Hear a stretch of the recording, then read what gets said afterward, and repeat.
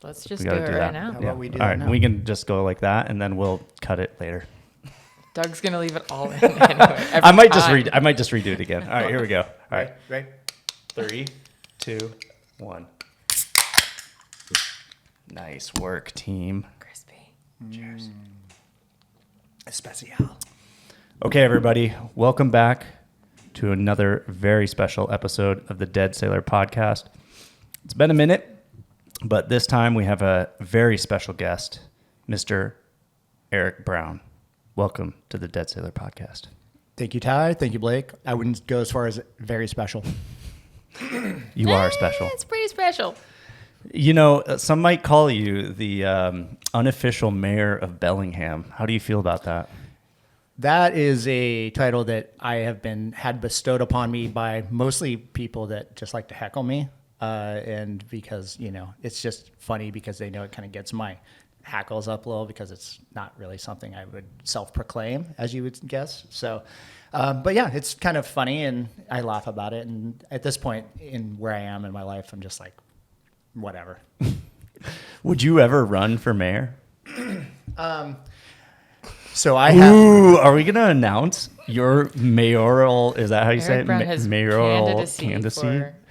This is your official announcement for running for mayor of Bellingham? I would say I will not be running for mayor for City of Bellingham or Whatcom County Executive. I know some people are pointing for that too. I have had some people approach me out running for City Council, for real. I'm being serious. And I like to live my life and not have it be scrutinized by a lot of other people. And, I have lots of skeletons in my closet. Oh, yeah, we're gonna dig those like everybody. And, we know about the skeletons. And, just the standpoint of like, I just want to not be that person. I do obviously support some candidates personally, not professionally because of what I do for a living. But, it's not really something that I aspire to at this point in my life. I have 2 young kids. I got a wife who's super busy. It's not something that I really can take my time away from doing at any time in the near future. Yeah, but it is not off the table. That's something you... No, it didn't stay on the table for someday. I feel like one of my There's a lot of first time. interactions with you, actually, as a recent transplant of Bellingham, I only met EB here a couple of years ago.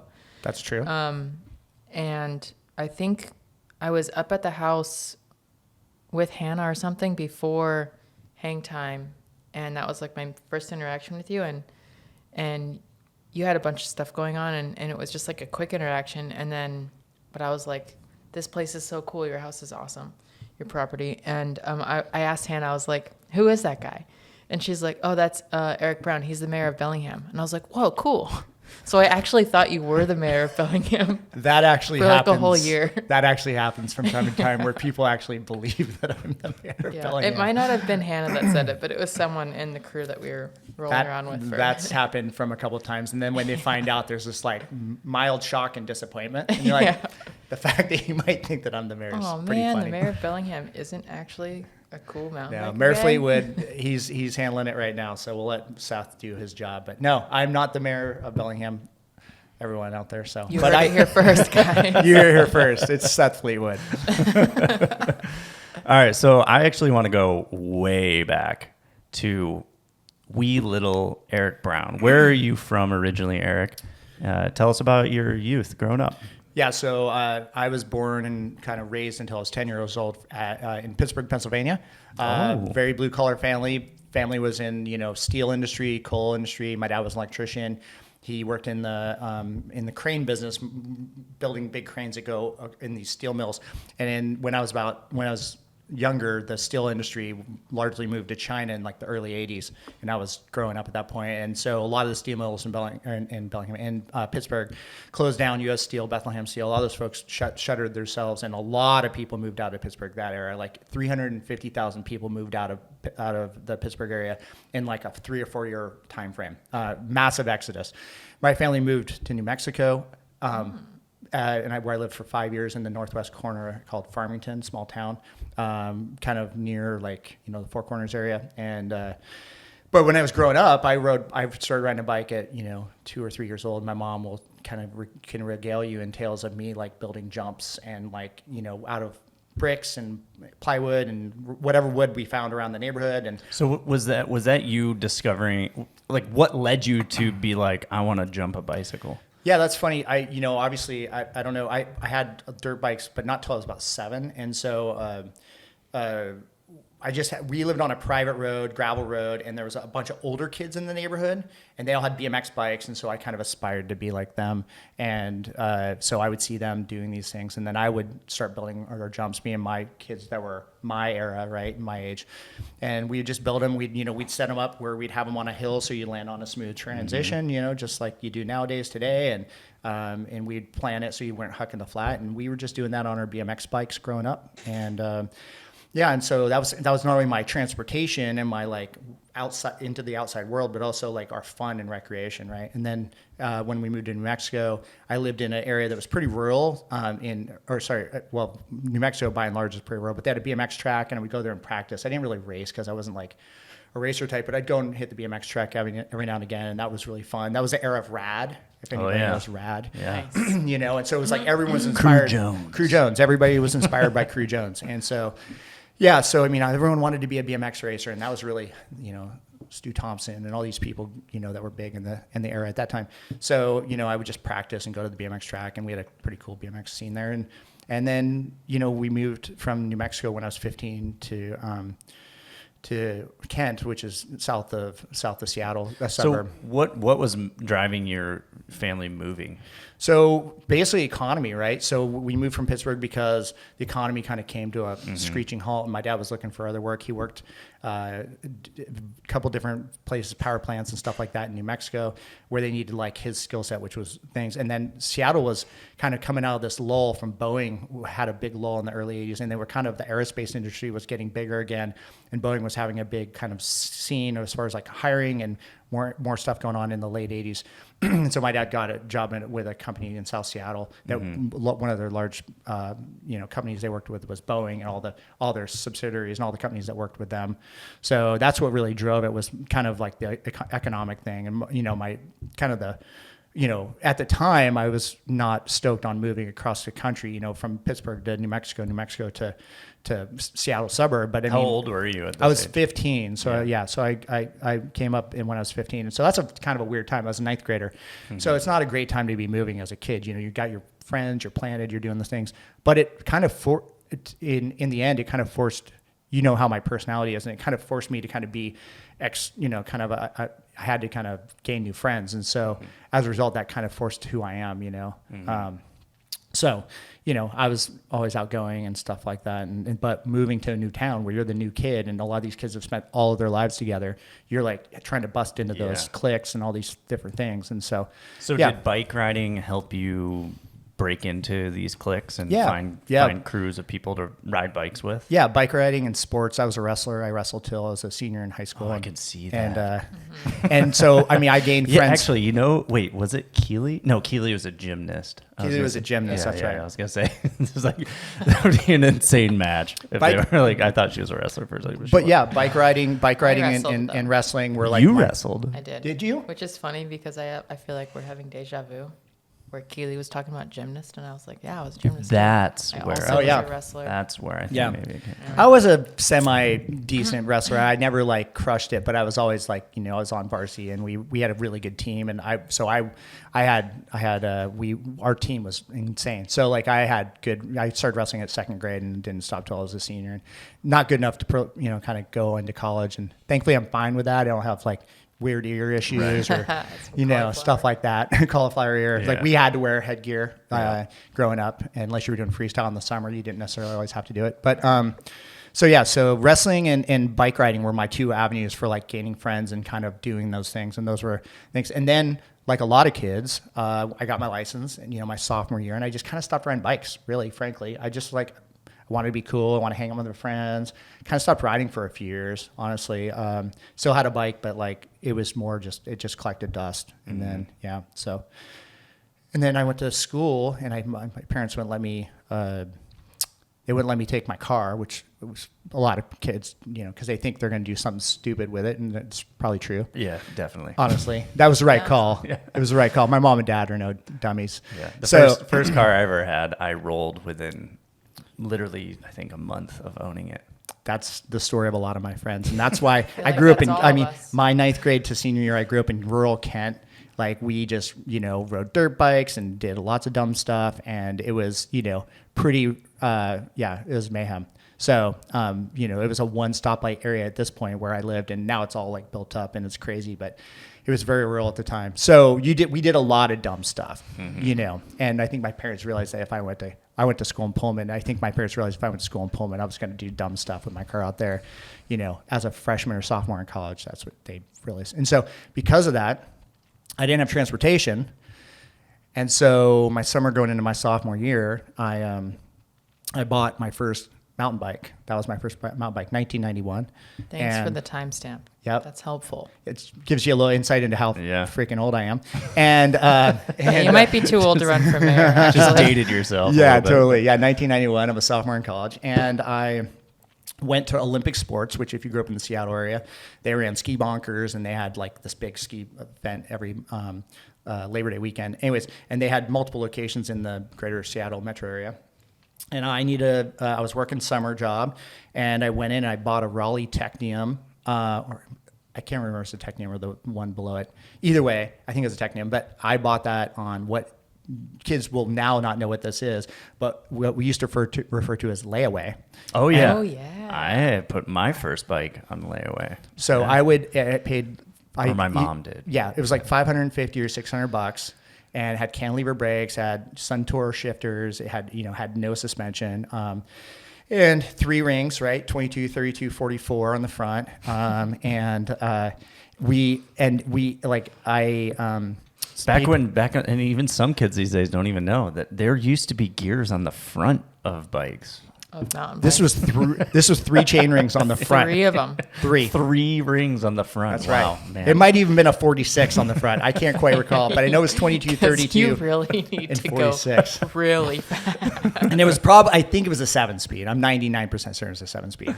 Anyways, so I would go in with like $100 or $50, and I'd pay it off. I'd give it off. And for people that are unaware of what layaway is, you basically put a deposit down on something, and you have a certain amount of time to pay it off. And when you pay it off, it's like financing something. They would literally, when I gave them my first like $100, they rolled it off the showroom floor. They put it in the back room. They put a tag with my name on it. And then every time I'd roll in, I would give them like $100, and they would let me roll it out, and I'd pedal it around the parking lot a few times, and I'd roll it back in. I would. And then I'd be like, oh my God, I can't wait to get this bike. And so I took that bike to college with me that next year, and that was my transportation. But then east of Pullman in the town of Moscow, Idaho, there's Moscow Mountain. And there were some trails that at the time were terrible, like awful. But since then, there's been people that went to school there, and they've done some development, actual mountain bike trail development. Back then it was like you're on dirt bikes or dirt bike trails or roads or whatever.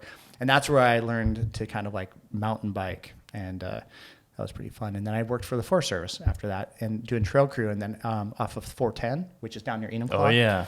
So really fun place to ride that I have only been one time Yep. that I would love to go ride more I don't of. think I've ever been. Yeah, so it's kind cool. of on your way to Crystal Mountain, basically. There's the 410 trails. Been So there. like Suntop, Palisades, Ranger Creek, Yeah. White River, Skookum.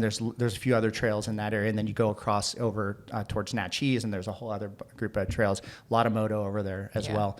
And so I worked for the Forest Service for the next 2 years, and so I would out of Enumclaw, so I would basically go down, work trail crew, doing maintenance stuff, sometimes a little bit of new stuff or reroutes or fixes from the winter, and we'd ride after work because it'd be light till 10 o'clock, and we'd get off at like 3 o'clock, and we'd go and we would shuttle Suntop or we'd shuttle Palisades or Ranger Creek, and on these bikes like with a Rigid. So cantilever brakes. what did shuttling look like in the 90s? Like, back then there weren't tailgate pads. No. There weren't North Shore This is actually racks. such a good question. You know, I didn't even think to ask that. how would you guys go shuttle? Just a pile of bikes in a truck. Yeah, or you're like leaning them up against the side of a truck. Or this one dude I work with, and I wish I could remember his name. He had a Baja Bug with like one of those racks that come off that you like literally strap it to your back. And we would rally up these roads in this thing. I'm kidding, not kidding you. Like full on drifting with this guy with a Baja Bug jacked up in the back, rah, rah, and he was this crazy hippie dude 1600cc. who was, and I can't remember his name. I bet if I talked to one of my buddies who worked for that trucker, he'd still remember the name. But we strapped like 3 or 4 bikes on the back of this thing, and then one of us would just go do a retrieve at the end, right? Because you'd be finishing at the end of the day, and he would be rallying this Baja Bug, and we would have literally you're like bungee cording every like Yeah. Oh like my There's just gosh, a pile in the that's back. so pile of bikes good. on the back of this Oh my Baja God, that's Bug, amazing. and yeah, so that was pretty Nowadays, fun. everybody's like, what? Oh, like Oh, we got to check the dude. pedals. We got to check the pedals. We got to make sure that there's nothing scratching my bike. Yeah, for real. Fucking So mountain bike.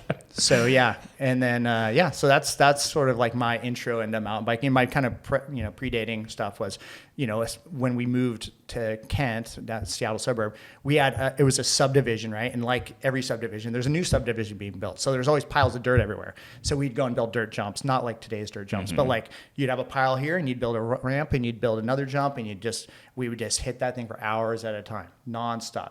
Like it was like unlimited fun, and like after school, you just go and do that until they would build the next house there, and then you'd have the next pile, and we would just literally do it as they were developing this area more and more. So you got the mountain bike, you put it on layaway. You're a sophomore in college. Mm-hmm.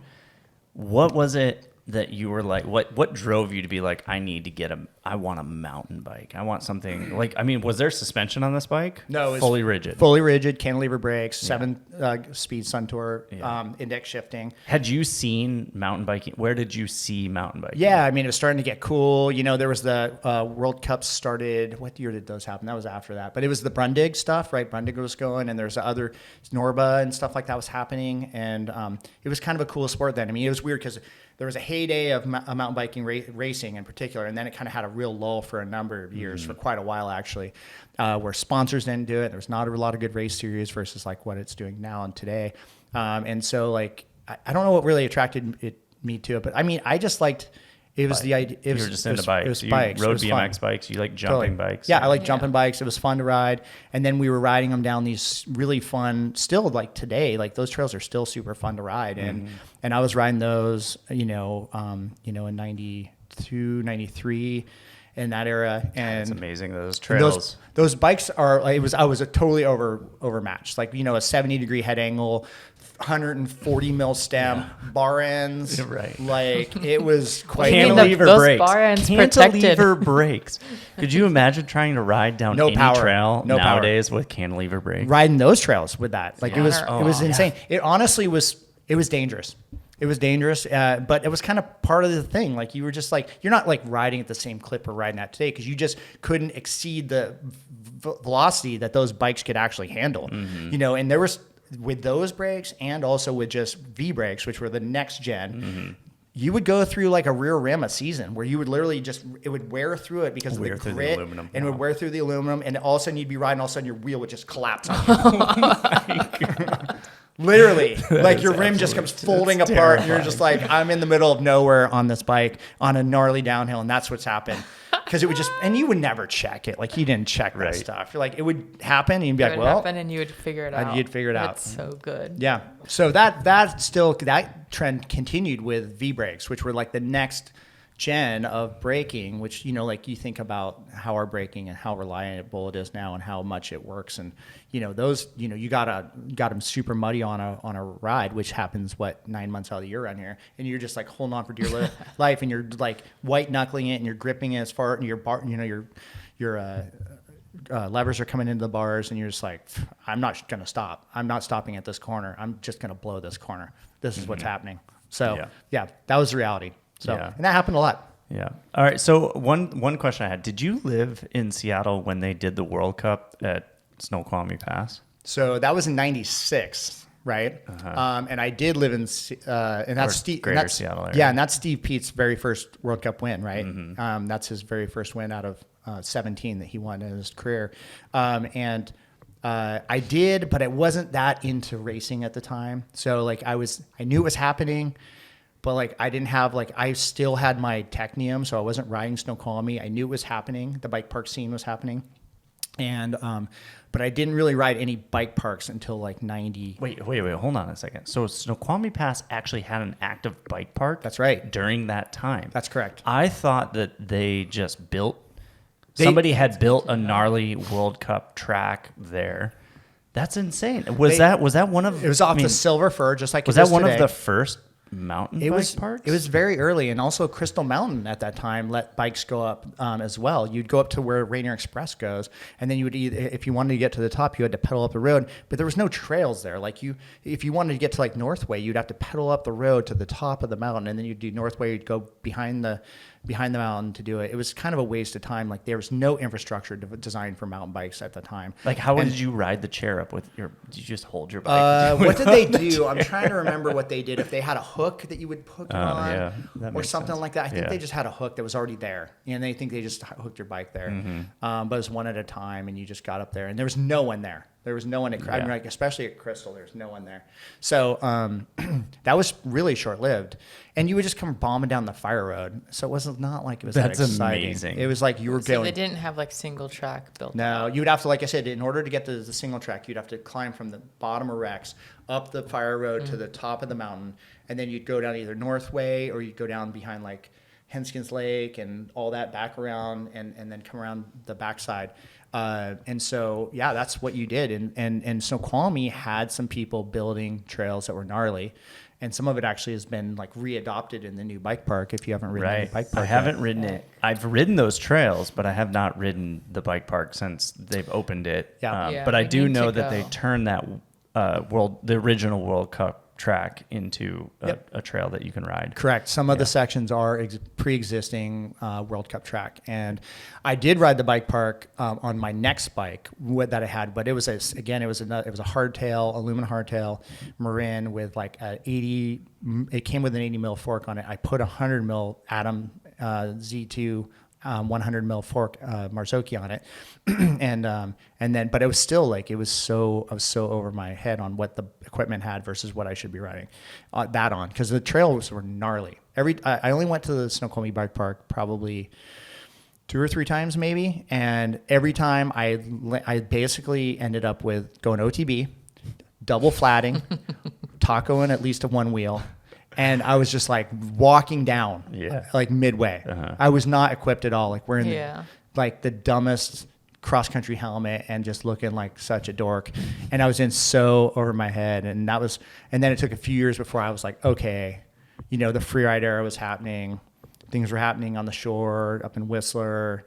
That's when I was like, okay, I need to kind of like get a bike that really represents like the type of riding I want to do. So, and at that era, I rode that thing for quite a while. I rode that Marin nail trail that I had in 96 or 97 until like 01 or something like that. Yeah. So 2000. Living in the Pacific Northwest, you start kind of seeing the North Shore evolution begin. Right. Let's jump now to you coming to Bellingham. Sure. Maybe that's a big jump. Is that a huge jump? Are we talking? That's a big jump. That's a massive jump. So we're cutting out a lot of. So okay, from then, let's talk about where did you go after you started riding more, getting more into mountain biking? And what bike did you get to? Yeah. Stuff. Yeah. So I mean, my first bike that like I would consider something that I could ride like on gnarlier stuff was a Kona Bear. And then they renamed it the Dog, which was a 4-inch travel bike, and then they moved it to a 5-inch travel front and rear. And I had that bike for a year or two, and then I got a Kona Stinky Primo, which every good budding freerider owned at that point in time. Yeah. And that was when we were going to the shore and riding Squamish and Whistler and Pemberton, and being inspired Kamloops and Kelowna, and being inspired by the people that are up there. And at that point, bikes were really drastically starting to evolve, where like 5-6-inch travel bikes were having these really cool single crown, forks. Like, they came out, I remember I had in 66, which is this super long Marzocchi, probably the longest single axle to crown fork ever built. Actually, probably the longest axle to crown fork ever built, because it used the 888 lowers with a single crown, and it was so tall, it was insane. I put it on my Stinky Primo, and it totally raked it out, dude. Oh my God. It was gnarly, dude. Before the term Geo existed. Yeah, Just do whatever you want. It was heavy. It was oil coil. It was like you could literally run that thing for 2 years and never even have to change oil. Yeah. That thing was like, oh my God. it was like, it was pretty funny. And then I had a Super T on, and then I put a Super T on it. No, I had a Super T on it first, and then I put the 66 on it because I wanted to like free ride with the single crown. And so we were going to Whistler and riding, a little bit of the bike park, and we were riding the shore quite a bit from Cypress and Seymour. And we were all like, well, we didn't see any trail development happening in our area. So like in the mid 2000s, early to mid 2000s, our crew kind of started to build like ladder bridges on trails, and we would basically. Where is this happening? We did them in like honestly, we did them like really mellow stuff, super mellow, like in like Black Diamond, Lake Sawyer area, St. Edward State Park. Like a couple of my buddies would start doing that because they lived really close there. We then started doing it like at Tapeworm and like Tower of Power, which is in Renton area. I rode that spot. And so there was a bunch of we all kind of lived in various areas. So like someone would take the helm and someone would come, we'd all come out and help and do something. And just we weren't really building trails so much as just adding little features here and there where it made sense. We had no business doing this. Like we weren't the original builders on some of these trails. So it's like, but we were just trying to spice them up a little bit. And then we were Did you have beef with the original trail builders? No, we didn't have. Thankfully, You guys have woods fights. No, we call a thankfully- street fight in the woods. thankfully we didn't have. You come around here. There was no How dare jets. you. There was no jets Come and on, sharks. tell us the stuff. There wasn't honestly. But then we were one of my good friends who ended up being. We got introduced to this area east of Seattle that was a private timberland area, and we kind of like rode there a bit, and we kind of figured out like, wow, this area is really cool. It has some opportunity. It's not a lot of vertical, but it's it's good especially for the winter riding scene. It's low elevation. It's not going to get too much snow. It's close enough that we can get to pretty easily because I lived in Seattle proper. And so, about 04, 05, we started building we started taking some of the old horse trails or even some of the old dirt bike trails and kind of doing some small mods. And then we'd notice that trees weren't getting cut out. So we'd cut out trees and we'd do just brushing, and we'd kind of do that sort of stuff. All pretty mellow stuff. And then we started building our own trails, like in 05 probably. And we were building just mostly, we weren't building climbing trails. We were building trails for descending, right? That was kind of the one thing. And we started building ladders and all that sort of stuff. And so... Was that 27? No, that was Tokal East. Oh, yes. Yeah, that was Tokal East. So that was my old stomping grounds when I lived in Seattle. Nice. I used to go ride Tokal all the time. Mm-hmm. It was the easiest place you could access from Seattle and get a quick lap in. Yeah. You could be from the bottom to the top in 20 minutes or something. Oh, that's really yeah. quick. So you would do multiple laps, kind of like Galby in that regards. Yeah. You would go out and you'd bust out 4 or 5 laps, and it also is easy for night riding because we could go out after work. And we'd dig after work quite frequently and stuff like that. And, we kind of at one point were living our North Shore dream by building ladders on all our trails. And one trail in particular had ladders all over it. Necessary and unnecessary, mostly unnecessary. It was just because we could, Yeah. And it was, in hindsight, some of them were very janky and some of them were okay, this is pretty well built considering we didn't really know what we were doing. But it was funny. The land manager caught wind of that work pretty quick. It didn't take that long, and all that ended up getting cut out. Literally all of it, every bit of it. And we're just oh my god. And one of them was across this bog, and we called it the bog log, and it was quite long. It was and it was fairly narrow, and if you fell off of it, you would literally land in. Up halfway up your shin in mud, or if you fell off it and landed on your side, you'd basically be covered in mud. Yeah. And so we referred to that as the Tokal Chainsaw Massacre. And so, and that trail was called Flotron 3000. And we named it 3000 because it was so futuristic. It was 3,000 futuristic. That's amazing. And Who are so you good. building with during this time? Well, let's see. I was building with my buddy Jeff Fro, Geoff, my buddy Scott Smith, who actually lives in Bellingham now, lives over here off of Toledo. Let's see. I was Justin Vanderpool at a little bit, but he was more on the he was more on the legit advocacy side, so he only just came out and helped every now and again.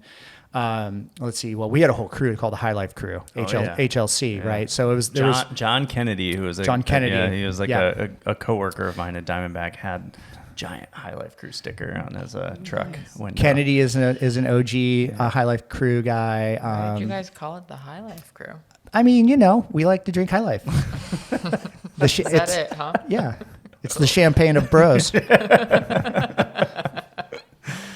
Yeah. So you guys are building Tokel. Yeah, and that was kind of our thing. We'd ride 27. We'd ride out on some of the other exits, and we knew those builders, obviously the 27 and other exit builders, and we were all friends. And we'd all sometimes help each other on projects and stuff like that. So as that stuff is being built at that time, I'm assuming. By the way, I got to say I'm like not naming about a dozen of my buddies. So if they see this, just let them know I love you all, and I'm not trying to be. There's a gazillion of them. I mean, we're a big crew, so and I could name a bunch of people. We could spend all night probably naming everyone that helped, but it's a lot. It was a lot. It wasn't just me. I just was sort of the instigator. Yeah. So one question I had was you were saying that the land manager was not excited about this. So obviously this trail or the trail building you're doing was not legit at the time. It was unsanctioned. That's correct. Right. Yeah. And we, at the time, there was no path to kind of reach out to that Nobody landowner. had done that really, right? No, yeah. Exactly. So you don't really, if you don't have any contact with the landowner, it's hard to say. I mean, a lot of that was Weyerhaeuser. Weyerhaeuser's a big timber company here in Washington State. They were at one point one of the single largest landowners in the whole U.S., and they're based out of Seattle. And they owned it. Then they sold it to another company, and then they have since sold it to another company. And I think they've just sold it to another company. So it's owned by some big conglomerate. Kind of it's an investment company. But now Tokel is legit, right? You can go ride there, and that's it's correct. A public access mountain bike trail. Correct. And Peter Sherrill, who's works for he's a volunteer board member for Evergreen. He's their primary contact with Global Campbell, who's the owner of Tokel East and West, that whole Tokel area.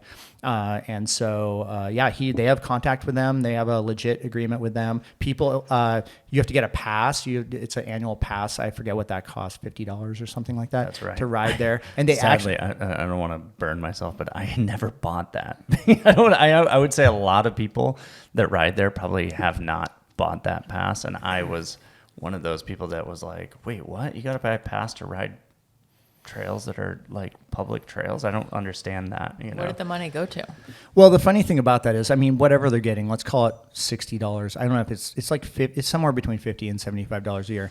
Whatever that pass costs and whatever that pass gives to Global Campbell, it doesn't really make any sense. I mean, I'm being serious here, because in Washington State, the Rec Community Statute states that if you charge for access to your property, then you are liable if something happens. Whereas with the Rec Community Statute is if you don't charge for access, private or public, that doesn't preclude somebody from suing you, by the way. You can still sue somebody for anything. Right. But the Rec Community Statute is there to protect land managers, landowners, public and private, from frivolous lawsuits. Right. And the reality is, that's why most land managers don't charge a fee to access.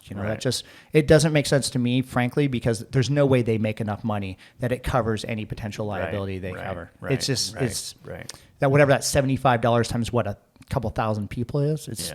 It doesn't make any sense to me. But whatever, that's their thing, and that's the way they do it. And I mean, as far as land managers up in Bellingham, I would never recommend for them to do that. I think it's opening themselves up to a whole other potential liability. Right. Yeah. So we were building there, and I was coming up to Bellingham because I have a couple good friends that live here, and I helped on some trail projects that were happening. And there's one person in particular, Bill Hawk, and Bill was kind of one of the original. So it's kind of, I'll come back to this in a second, but back in the day, the WIMPs, which was is now the Whatcom Mountain Bike Coalition. WIMPs stood for the Whatcom Independent Mountain Peddlers. There was kind of they was a kind of the original soft boys. The WIMPs, so there was kind of two build crews. There was kind of a bit of a divide, if you will, for a while. And then the Wimps decided that we were going to have kind of a free ride build crew and a cross country build crew, which is a little funny, you know, because like nowadays we all ride everything. And Bill Hawk and Matt Durand, who are still active in this community, kind of were the two leaders of the free ride build crew. And I ended up on Bill's email list, which he comprised, you know, and kind of kept up to date on his own. And he would email everybody, hey, we're going to work on this trail, right? We're going to do this and that and the other. And they had just signed an agreement in 01 or 02 with Trillium to legitimize Galbraith trails with the owner, Trillium at the time. And so there was an actual recreation use agreement. And so this is probably like 04, 05, and they were working on like building like Evolution, maybe it was 06, 05, 06, and they were working on building Evolution, and they were building like Mullet, and they were working on some like free ride trails, right? So I came up just out of the blue with a couple buddies who were like, hey, we're going to go to Bellingham and build.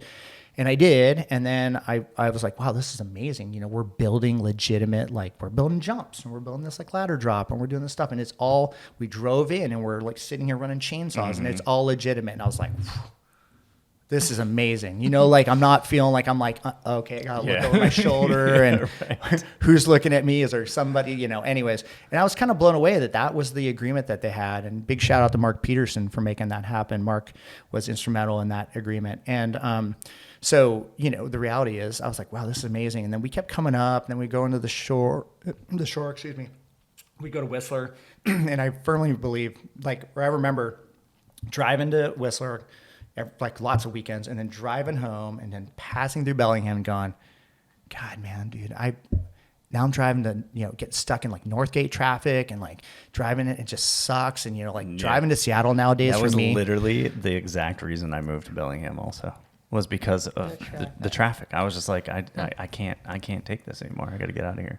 Dude, I lived in the Central District. My wife and I owned a home there, and we would drive to Tokol, and it just got worse and worse. Or to Tiger, or Raging River didn't even exist. It was 27, and like it was just like, man, I'm spending 45 minutes there, sometimes longer, to drive these trails, and just every time I'd get out the car, I'd be like, you know, just so pissed. I feel it. So pissed, exactly. You know, and then I was like, we'd be driving home from like riding the shore or spending a weekend in Whistler, and I was like, man, this would be way cooler if I just lived in Bellingham, and then I could help these guys who were working on stuff at that time. You know, Kevin and Kyle moved up here, and I knew those guys then, and my buddy Drew Tremakis, who's one of the builders on SST. Kevin and Kyle from Transition Bikes. Let's give context. Yep, Kevin Menard and Kyle Young. So I knew those guys before they ever moved up here. I knew them. I knew Kevin from climbing at Stone Gardens in Ballard. That's how I met Kevin, climbing at the gym there, and that would have been in like 98 or 97. So pre-transition. Pre-transition, wow. Yeah. He was, I think he might have I think he was still working at the recumbent company at that time. He was building recumbents in Redmond. Mm-hmm. So everybody who thinks Kevin Menard is super cool, there was a time that guy was a dork. No, he's still pretty dorky. Yeah, we love him. You know what? We're all pretty dorky. Yeah, we are. We all talk. We all ride bikes. We're all sitting here talking about bikes and building trails and stuff like that. We're all dorks.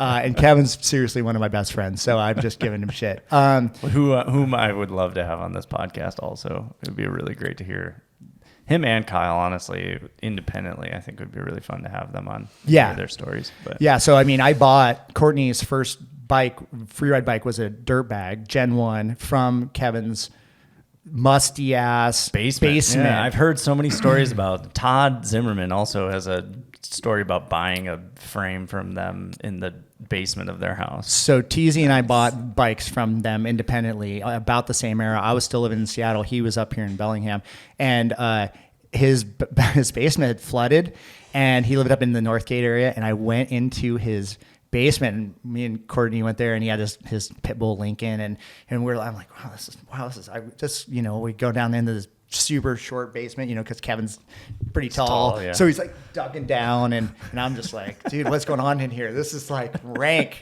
So it turned out his basement had flooded like, you know, 3 inches of like, you know, somewhat sewage water. And Oh, God. it was, and literally on her bike box, it was like this much, like you could tell it, but you know, you can see like drywall when it's flooded. It was like that with the bike boxes. Yeah. And I was Yeah. like, okay. So I picked up her dirt bag, we took it home and built it up. And It's so appropriate for their bike named the Dirt Bag.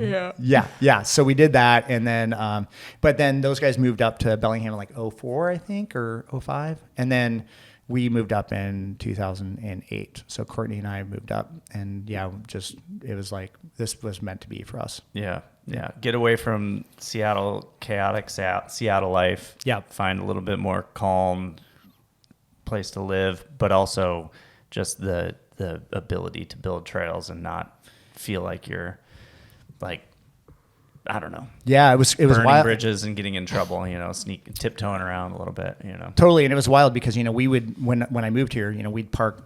No one parked on the south side because there's no trails really on the south sides at the time that people would. So it was always busy on the north side. Everyone would climb up the ridge and then all this stuff. We would park on Galbraith Lane, kind of by where the mailboxes are now, where that intersection is, and there'd be like 4 of us, like cars there. Like that would be it, like 4 or 5 cars parking there. And before, you know, like all these other trails popped up on the south side. So now it's obviously like insane, but yeah. Hence why we put a 148 stall parking lot in there last year. Right. But Not big enough. still not big enough, dude. It's not. It's not. Blake, Freaking crazy. it's crazy. I mean, it's crazy on a sunny Tuesday night. It's full. Yeah. So, I mean, Psycho. yeah, I mean, anyways, there's not a lot we can do about that. I'm not building another parking lot. I'm thinking we're talking 4 stories. I actually already have it drafted here. Check it out. Totally.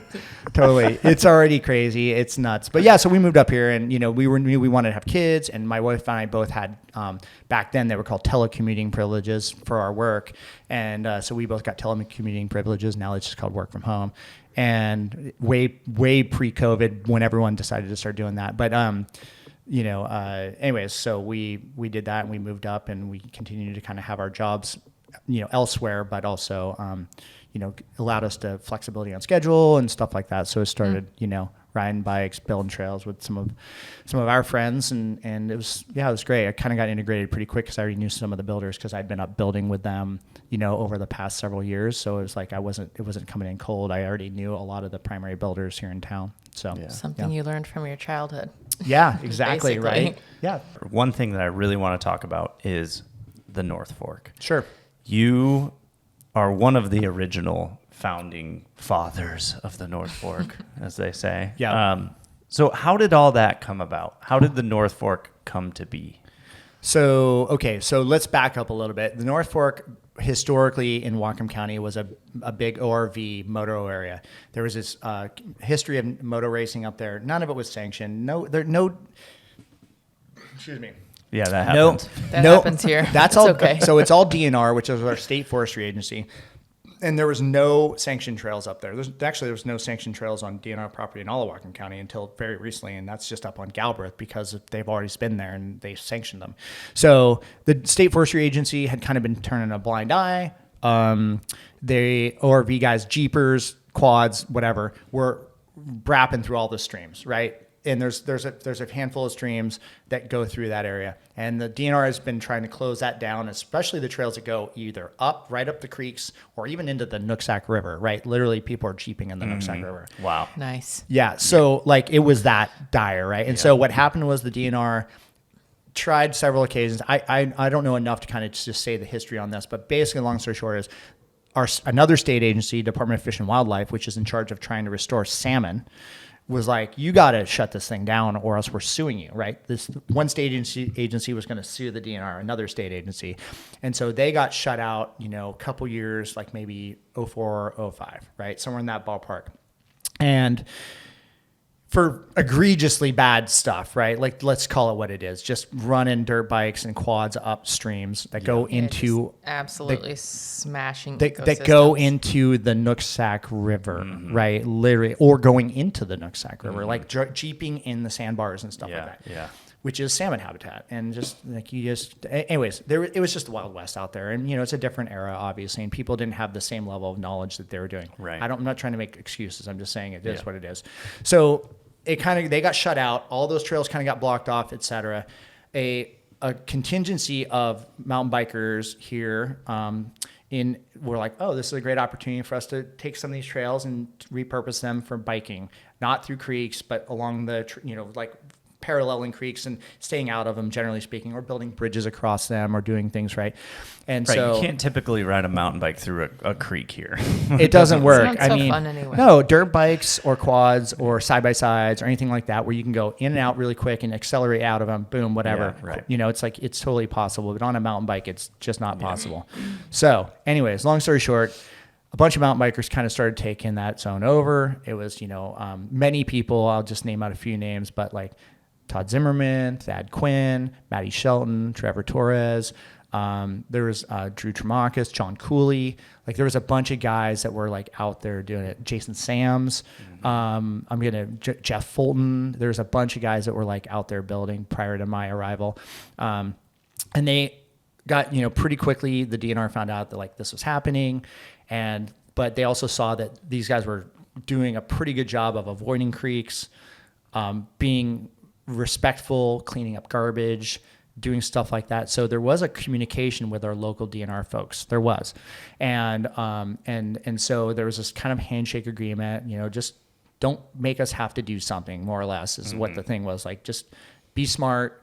Use the trails. They weren't supposed to be building trails, but they could use pre-existing trails, and they were making mods to some pre-existing trails like Moto and some other stuff like that, and then doing offshoots of other things. So.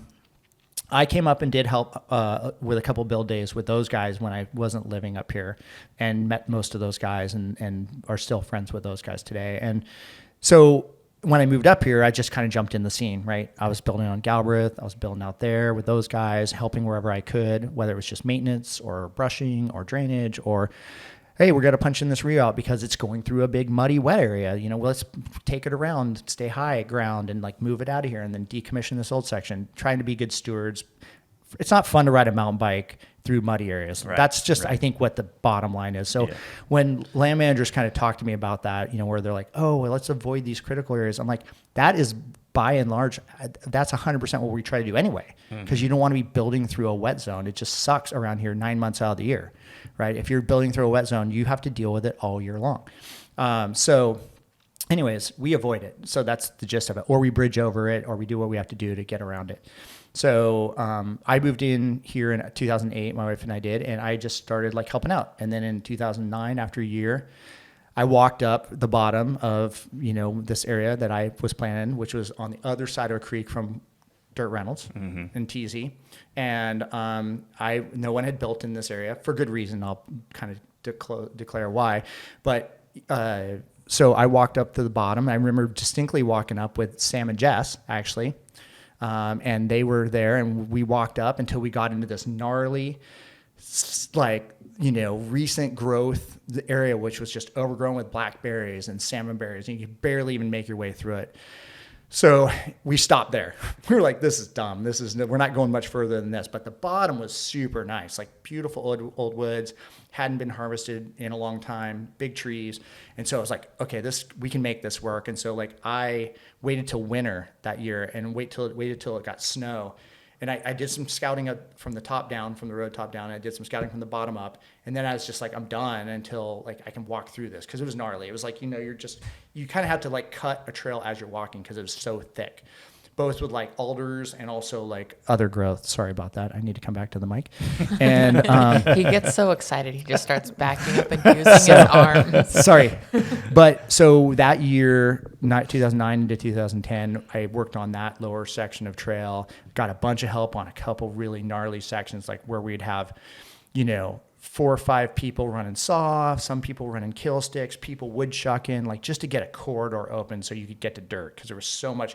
They had come through and done what they refer to in the forestry industry as a pre-commercial thin, which is where they come in and they cut all these like alders and all these like deciduous trees down to try to not compete with the right. The they fir. cut out the fast growing. Yeah. They leave the good ones and they leave the fir, the cedar, the hemlock, right. etc. Stuff that they want to use for future, because this is an active logging area, right? So what they do is they're cutting out the deciduous trees, your big leaf maples, your vine maples, your alders, that stuff that grows super fast and it's like a weed. So they cut it out, but what happens is it just lays down everywhere. So there's times when you're standing on top of these piles of alder that you're like 3 foot off the ground, and you can't even you don't even know where the dirt Right. is. And so we just would have people just running saws and just clearing a big corridor. And then we got that section done and tied that in that spring or summer probably. And then at that point, it was kind of an arms race with me and TZ because we're good friends, right? But Todd's a competitor, and he's feisty, And so he had been working on his lower trail for a number of years, and then I come in, and with Todd, it's like him and maybe one other person, right? It's like him and Jason or him and Spencer, and or like maybe every now and again he gets another buddy out there. But Todd wants to be by himself. Like, let's just call it what it is. Todd's doing this. He wants to be out in the woods by himself, and he's not the extrovert that I am. I know, it's so funny. There's been multiple times where he'll take me to ride a trail, or and I'll be like, oh man, like let me know you want to dig. He's like, oh yeah. Nope. He never does. Nope. Yeah. He's not doing that, dude. Yeah. He's got his crew for a little short while. He'll call in the cavalry when he absolutely needs it, but for the most part, he's a lone ranger. He's another person. This is a little foresight. We're gonna have Todd on eventually too. And I actually, my plan here is to have you to tell your story, and then I'm gonna have Todd on to tell his story, and then I'm gonna have you both on because I just want to see the banter between the two of you. Todd's a much older, less handsome version of me. No, I love that guy, but he's a lone wolf. So he'd been working on this trail for a long time, and he got it in. But he's always perfecting stuff. He's not satisfied with good enough, right? So whereas I was like, okay, I got the first section in, I'm going up the next section, and I would solicit help because I'm like, I'll take help. Like, I'm down with that. Like, the more help I can get, but I'm doing it, because I want to get a trail in and I want to get it done, and I want to then move on to the next section and then the next thing, right? So we were like not in a true arms race necessarily to the top, but like I was going up pretty quick, and he had already spent a couple years on his trail, right? I come in, and 1 year I got this, 1,300 foot descent, and then I'm going to go up another 300 at the next section. I'm going to go up another 1,000 at the next section. Different people, different priorities. Yeah, for sure. And definitely different, strategies and tactics. And totally. And he's unique in the fact that he definitely has. Usually, it's one or two people he's building with, and he's so content with that. And they have their thing, and it's super good. And he still is that way today. We're talking about 16 years ago. And so it was good. And so he was on one ridge, I was on the next ridge. And then other people were building on another couple of ridges over.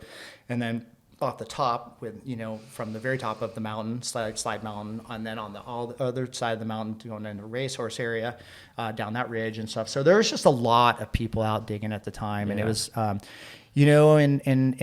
what happened, the demise, at least at that time, and we're, long term, that area is gonna, I believe it will be legitimized, was that, we just, there was a lot of activity happening. There was days where you got there and there'd be, 25, 30 trucks. Yeah, I've heard of these days. This is before my time, but Todd's told me those stories. John Kennedy told me, he's like, totally. Oh man, the North Fork at the heyday was like, it was nuts. It was a scene. There was like a lot of people out there shuttling, and just, yeah. Yeah, and there was a lot of people there. There was a lot of people riding, a lot of people digging. There was a lot of activity happening.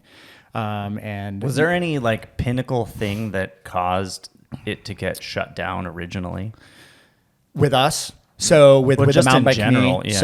Okay, so yes, there was, and this is probably unknown to a lot of people, but so we had this sort of handshake agreement with the DNR, local DNR folks, and our contact, I would say. And what was happening was, they had kicked the motorized people out a number, at that point, probably not quite 10 years prior, but maybe 8 years prior. And there was one particular moto person who was super disgruntled about that and felt like this was like we were getting preferential treatment. And he sent photos of structures and trails and people actually digging and lots of like incriminating stuff to not just the local folks, but to Olympia, to the head of DNR, and basically was like, this is bullshit. These people shouldn't be building either, like, because they don't have the right to do it either.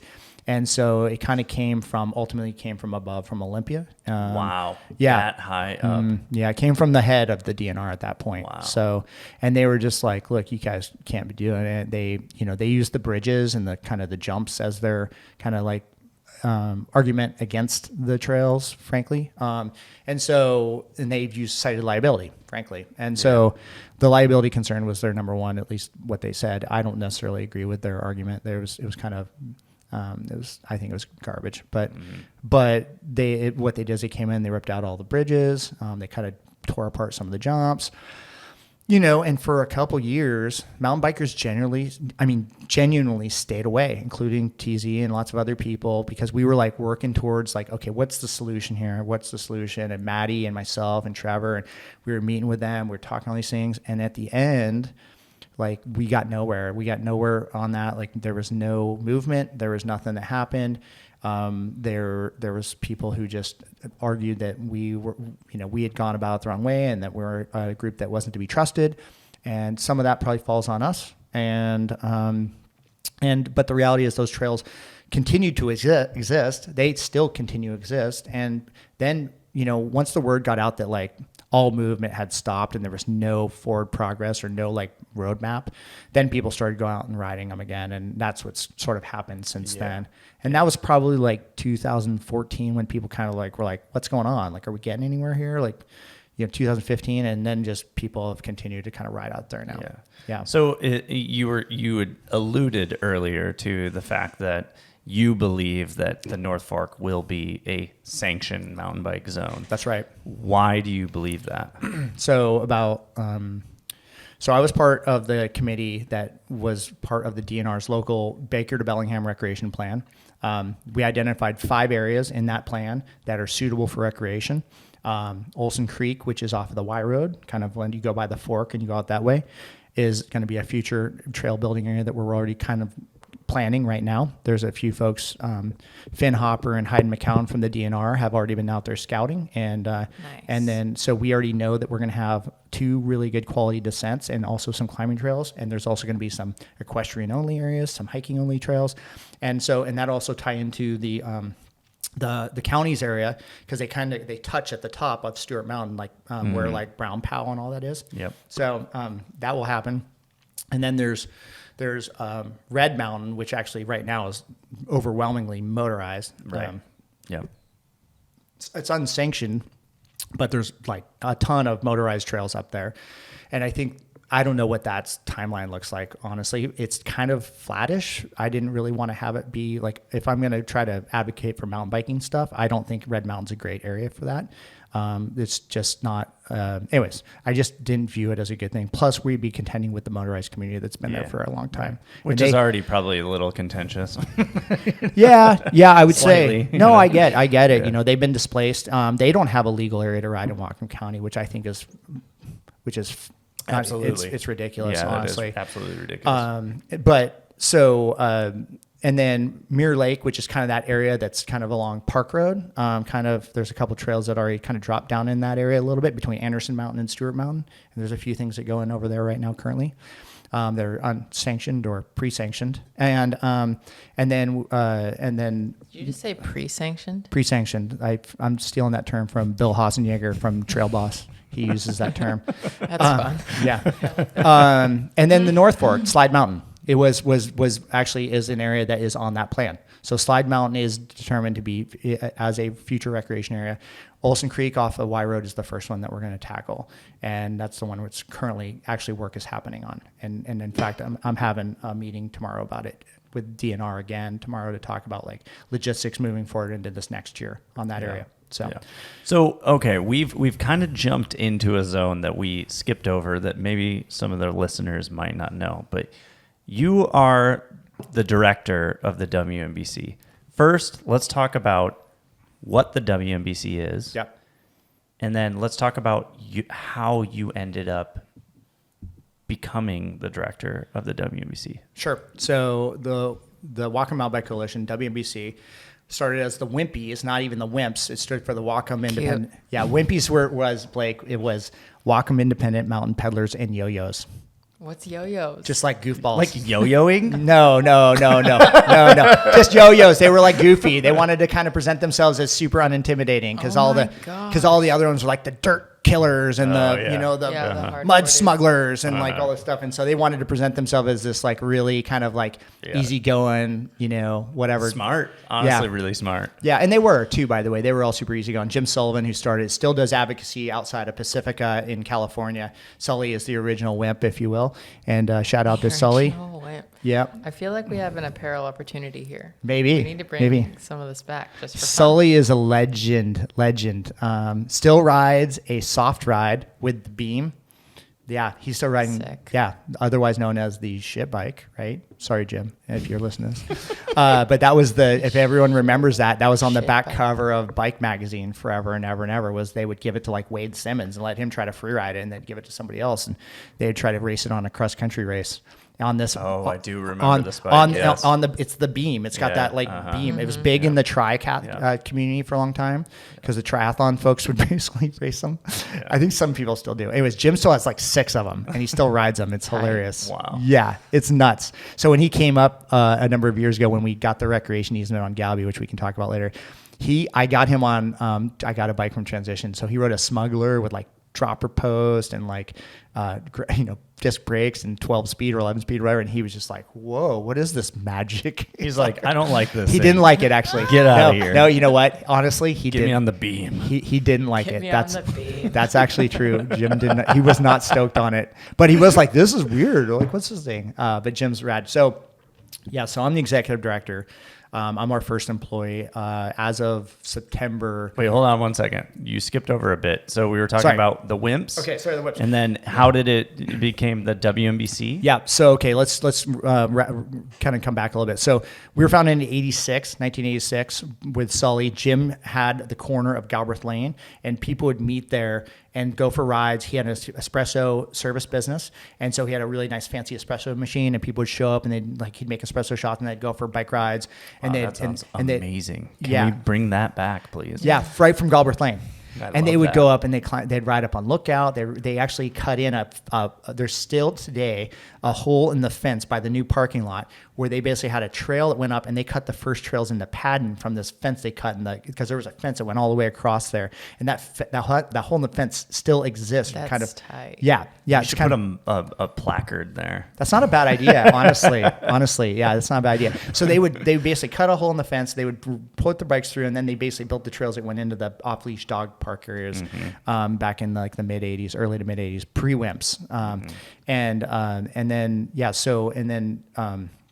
about in 2011, after the North Fork, or 2012, after the North Fork happened, the closure, it was pretty obvious. Like this is a pretty good community here. We have these like the Whatcom Trails Co-op, which I was a member of both. Whatcom Trails Co-op was just solely focused on shuttling North Fork, downhill only. Like that was sort of their key focus because the WIMPs were primarily cross country, right? Minus the couple board members who were like building. Wait, you just said on this podcast that WIMPs are primarily cross country?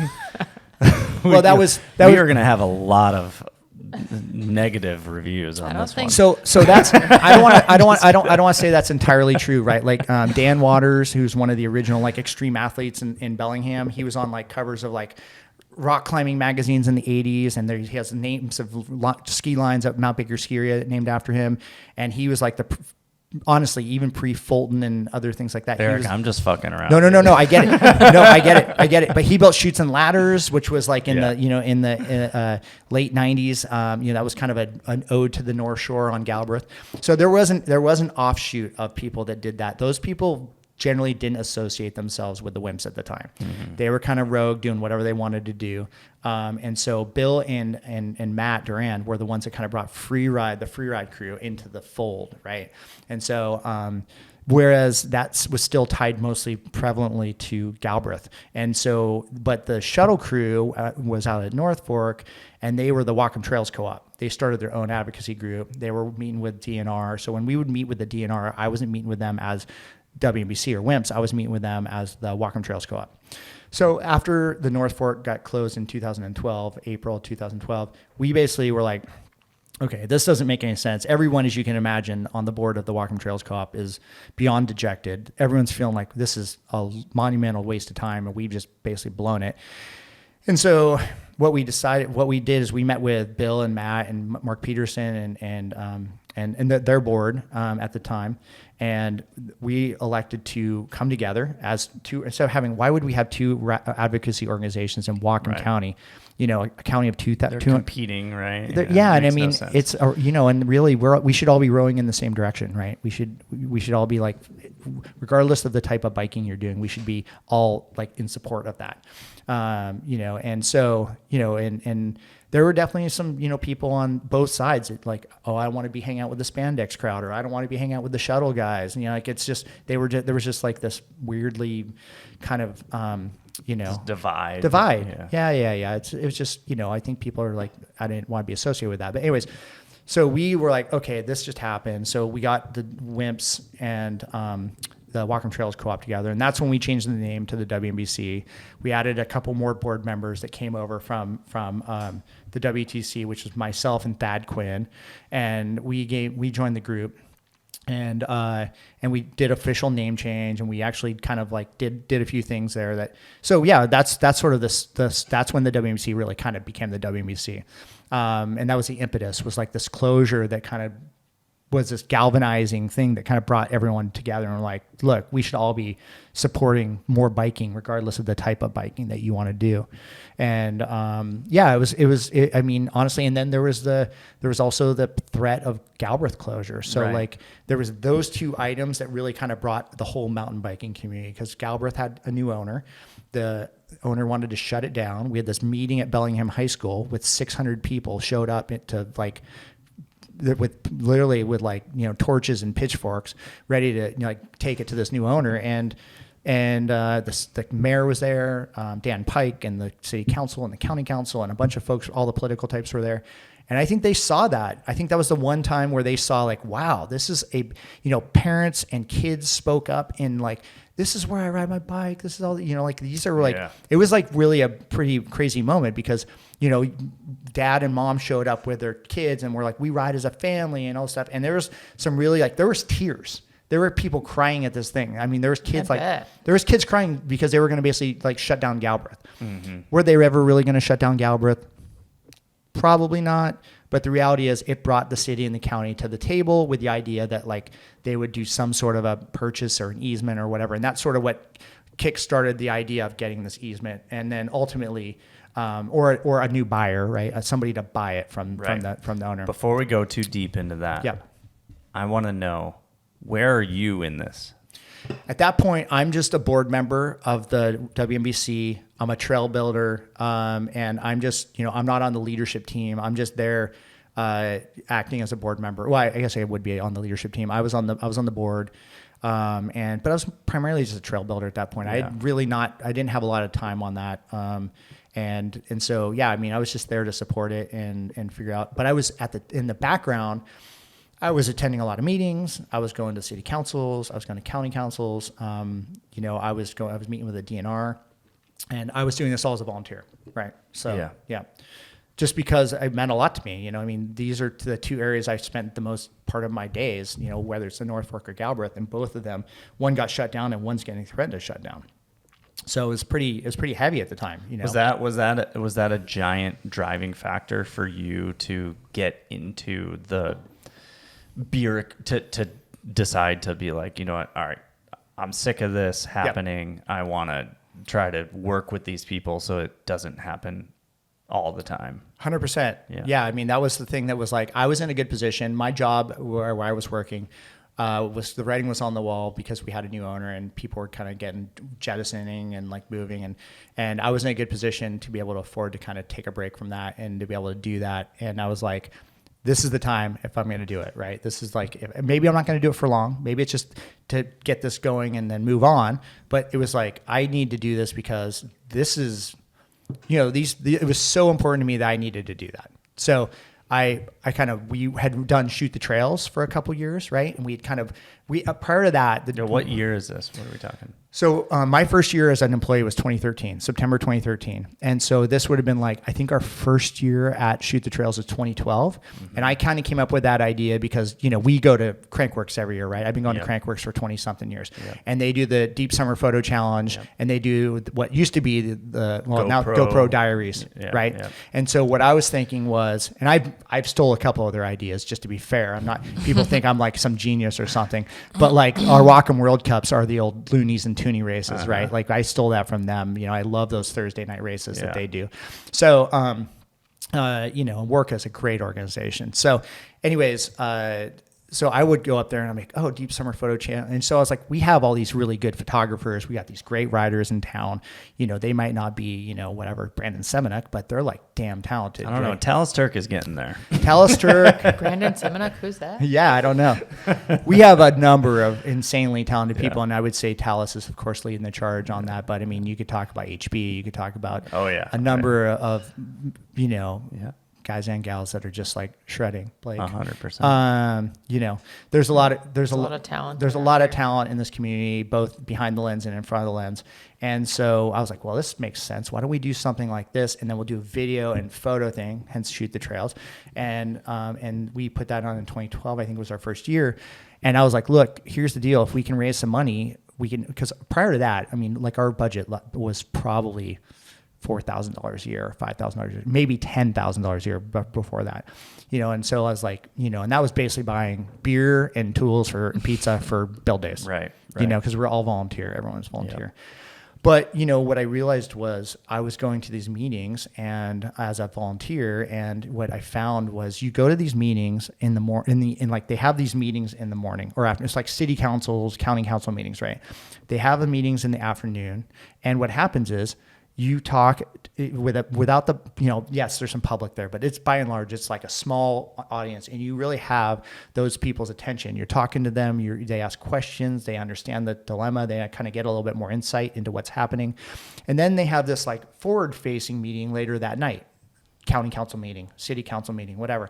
And at those meetings, they've already kind of been presented with their ideas and options, right? And when you go to those meetings, at those council meetings, they've probably made up their mind already because they've already kind of dove deep into it, regardless of what the crazy people that show up at some of these meetings say, because like they get the weirdest, wildest, people that show up and make wild comments that like, you're like, what in the hell is this person talking about? So what I realized was like, in order to really influence that, you have to be at these meetings where those decisions are talked about in a real meaningful way, where people can ask meaningful questions and they can get into the root of what's actually happening. And then you can kind of be there to have a good Q&A, and you can kind of let all the fringe outliers kind of just do their thing at the city council meeting at night. And so what I realized, like, if we don't go to those meetings and we're not there to influence those decisions, then we're kind of always playing behind. We're always behind the 8 ball on every decision. So I was like, look, here's the thing. I'm spending a lot of time. I'm taking vacation days to go to Olympia. I'm spending hours out of my day. I'm taking time away from my then 1-year-old daughter, Cleo. And shout out to Cleo. Yeah, shout Boss. out. Yeah. Well, I guess one day we'll have Cleo on this podcast when she's a sweet. celebrity mountain biker. Anyway, anyways, she was like 1.5 years, and I'm thinking like, here's the deal. I mean, I'm doing this for as much for me as I'm doing it for her, right?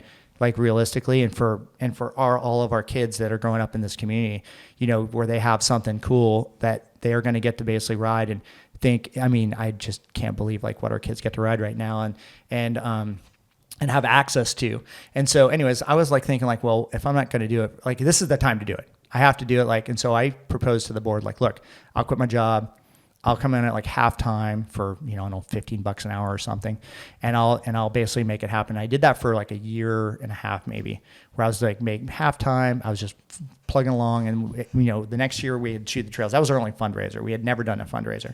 So like we did better the next year. And I was like, okay, I can make a little more money. And then we did it again. And then we started actually thinking about like membership in 2015, 2016. We were like, can't we have like some way of that members can, like people that want to generally just support us can just donate a little bit of money, and that's their like supporter or member like thing, and it's just a way that they can basically not feel good about the stuff, but also genuinely support the organization.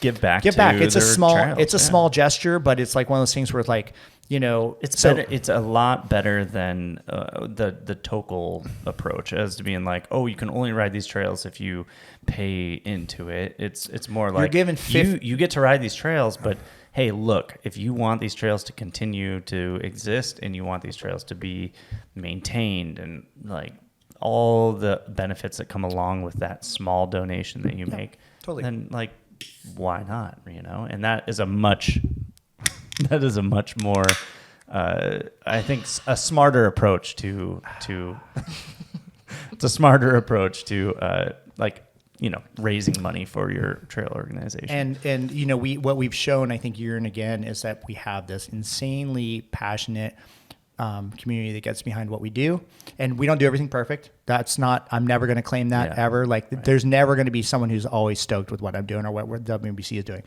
But I bet you get a lot of. Do you get a lot of angry emails? It depends. Sometimes we do. It depends on what it's about. Sometimes we do, and sometimes we don't. We do. I haven't got a really, really crazy one in a while. I think those people have kind of filtered out a little bit. Yeah. But we get some. Certainly, we get some. Is it from people within the bike community or outside of the bike community that typically are disgruntled? So mostly, okay. So we get some that are definitely from outside the bike community. The most grief that we get. We have a couple crazy people that genuinely dislike mountain bikers, and us being the de facto representatives of mountain bikers in Whatcom County, we are the people that are supposed to control You're this. The target. We're the target. Yeah. We're not doing our job. We're not taking care of all this stuff. And whether we have any control over it or not, we generally, we try to influence things as we can. But, we don't have the say over like what somebody does in your neighborhood when they park their car. We try to influence it. We try to tell people to be respectful and be good stewards of the area. And basically, remember, you're representing more than just yourself when you're sitting there parked in front of somebody's house. Right. But ultimately, there's always somebody that just makes us look like idiots. Yeah. So, and we, obviously try to counter that. And I think, by and large, our community is really respectful. Yeah. It's funny, just a side note, we had a Washington Student Cycling League up on Galbraith a couple weeks ago. And then we've had our Wednesday night races, right? Which are just blowing up. It's so insane. Like, we're selling out at 210 people on a Wednesday night. It's insane. We had our women's race, which had 137 women on a couple weeks ago. Anyways, super fun. But one of the guys at the Parks Department was saying, like, dude, I cannot believe I come in here after the park. There's people parked everywhere. Logs are moved. People are parking on every island they can move. And he came back after that big weekend a couple weeks ago, and he was like, there wasn't one piece of trash on the ground. Every log that had been moved where everybody had been parking, everything got moved back. There was nothing to clean up. And he's just like, that's continually what impresses me about your community. Right. People are not leaving this place in a bad state. They're like, and he sees a lot of gnarly stuff. And he's like, this is the least of the worries of my job. That makes me feel good. It makes, and he sent me a really nice email, and he included his bosses on it just a couple of days ago. I was like, that was really nice. You don't get people who go out of their way to kind of give you compliments about your community like that. And I thought that was really interesting. But how did we get on that? Where were we going with that? I'm sorry. I think we were mostly talking. Tyler was trying to sidetrack you and giving us the hot goss about what complaining people. So, the big thing for us, honestly, on any area is parking and access, right? That's one of the biggest challenges for any trail organization, because especially on Galbraith, as an example, and a little bit on Chuckanut, you access it through various neighborhoods or various things. And so people are like, I don't want people parking in front of my house. I don't want people riding through my house. I get it too, man. I lived on a really busy park in Seattle when we were there, and there was Pee Wee football every weekend in the fall, 2 days a week, and it was maddening. It was a much different situation with what was being left and what sort of garbage we were picking up. But nevertheless, it was like, that's not what you sign on for when you move into these things. Yeah. That being said, some of the neighborhoods around Galbraith in particular are pretty much brand new. And if you've bought a house there in the last, 7 to 10 years, you probably saw mountain bikers that were going to go up there. And not only mountain bikers nowadays, it's trail runners, it's hikers, it's dog walkers, it's a lot of people. Some horses. Yeah, primarily coming in off of like the Lakeview, Geneva connector area. But, I'm empathetic to that. I really am. We do have a couple crazy neighbors that like throw insane emails out to everybody that will listen to them, Department of Ecology, Fish and Wildlife, City Council, Mayor, County Council, Executive, DNR, anybody who will listen. There's one or two of those that every year kind of pops up. And that's interesting to deal with. I think that's one of those things where unfortunately, it takes a lot of time for those people, because if you work in a public agency, you kind of are forced to respond to those people, whether you believe it or not. And so it takes a lot of their time away, which I think is unfortunate. Yeah. But like, unlike me, I just ignore it. I'm like, I'm not going to reply to this person. Yeah. This is asinine. Yeah, absolutely. I mean, you can't have enough time in the day to. No, deal with that kind of stuff. and the thing about it is, the other thing is, like, doing what I do, you kind of have to just let it just roll off your shoulders a little bit. Like, I mean, honestly, if somebody wants to complain about, like, oh, I hate that reroute, or I don't like this, or this new trail sucks, or, I'm not a fan of that. Like, everyone's entitled to their opinion. That doesn't mean they're right, Right. And honestly, I have to look at it in the scope of the big picture, right? Like, are we moving forward as an organization? Are we moving forward as a community? Do we feel like we're making progress, generally speaking? And I feel like we are, by and large. Yeah. And I would say that you earlier on, you had alluded to the fact that Bellingham is not like the best example or the best community, or the WMBC isn't the best like trail organization in the world, but I would argue that it's pretty damn good. And you guys have done a really good job to, A, work with the restrictions that you've had, and B, push. You guys are constantly pushing the boundaries. Like the fact that jump lines like Blue Steel and the Cedar Dust rebuild that we're doing right now, and like some of that exists in this community and it's open to the public. Yep. That's monumental. There are not a lot of places that have 50-foot mega jumps that are public jumps. Well, yeah, and those are kind of getting better. Like, even in our state, Port Gamble is a good example of that starting to happen. That's another example. Prime example where I think that, like, maybe we led the charge on that a little bit to show what's possible on a public riding area where it can be done safely in a way where people can, like, even the Cedar Dust jumps before that, right? Yeah. Those have kind of like led to people being like, okay, I get questions on it from even my own board, right? Who are rightfully there to protect our organization. And like, is this the right move? Is this like, does it make sense? And, I just feel like, seeing what our kids are, how well and I'm not just kids, I want to step back, like younger riders and even kids, are in riding at the high level in this community and elsewhere. And I think if you look at the sea to sky, where you have, Summonet growing up there, you've got all the kids on the shore who have grown up with kind of really progressive trails, steep, gnarly, ladder drops, boom, all that stuff.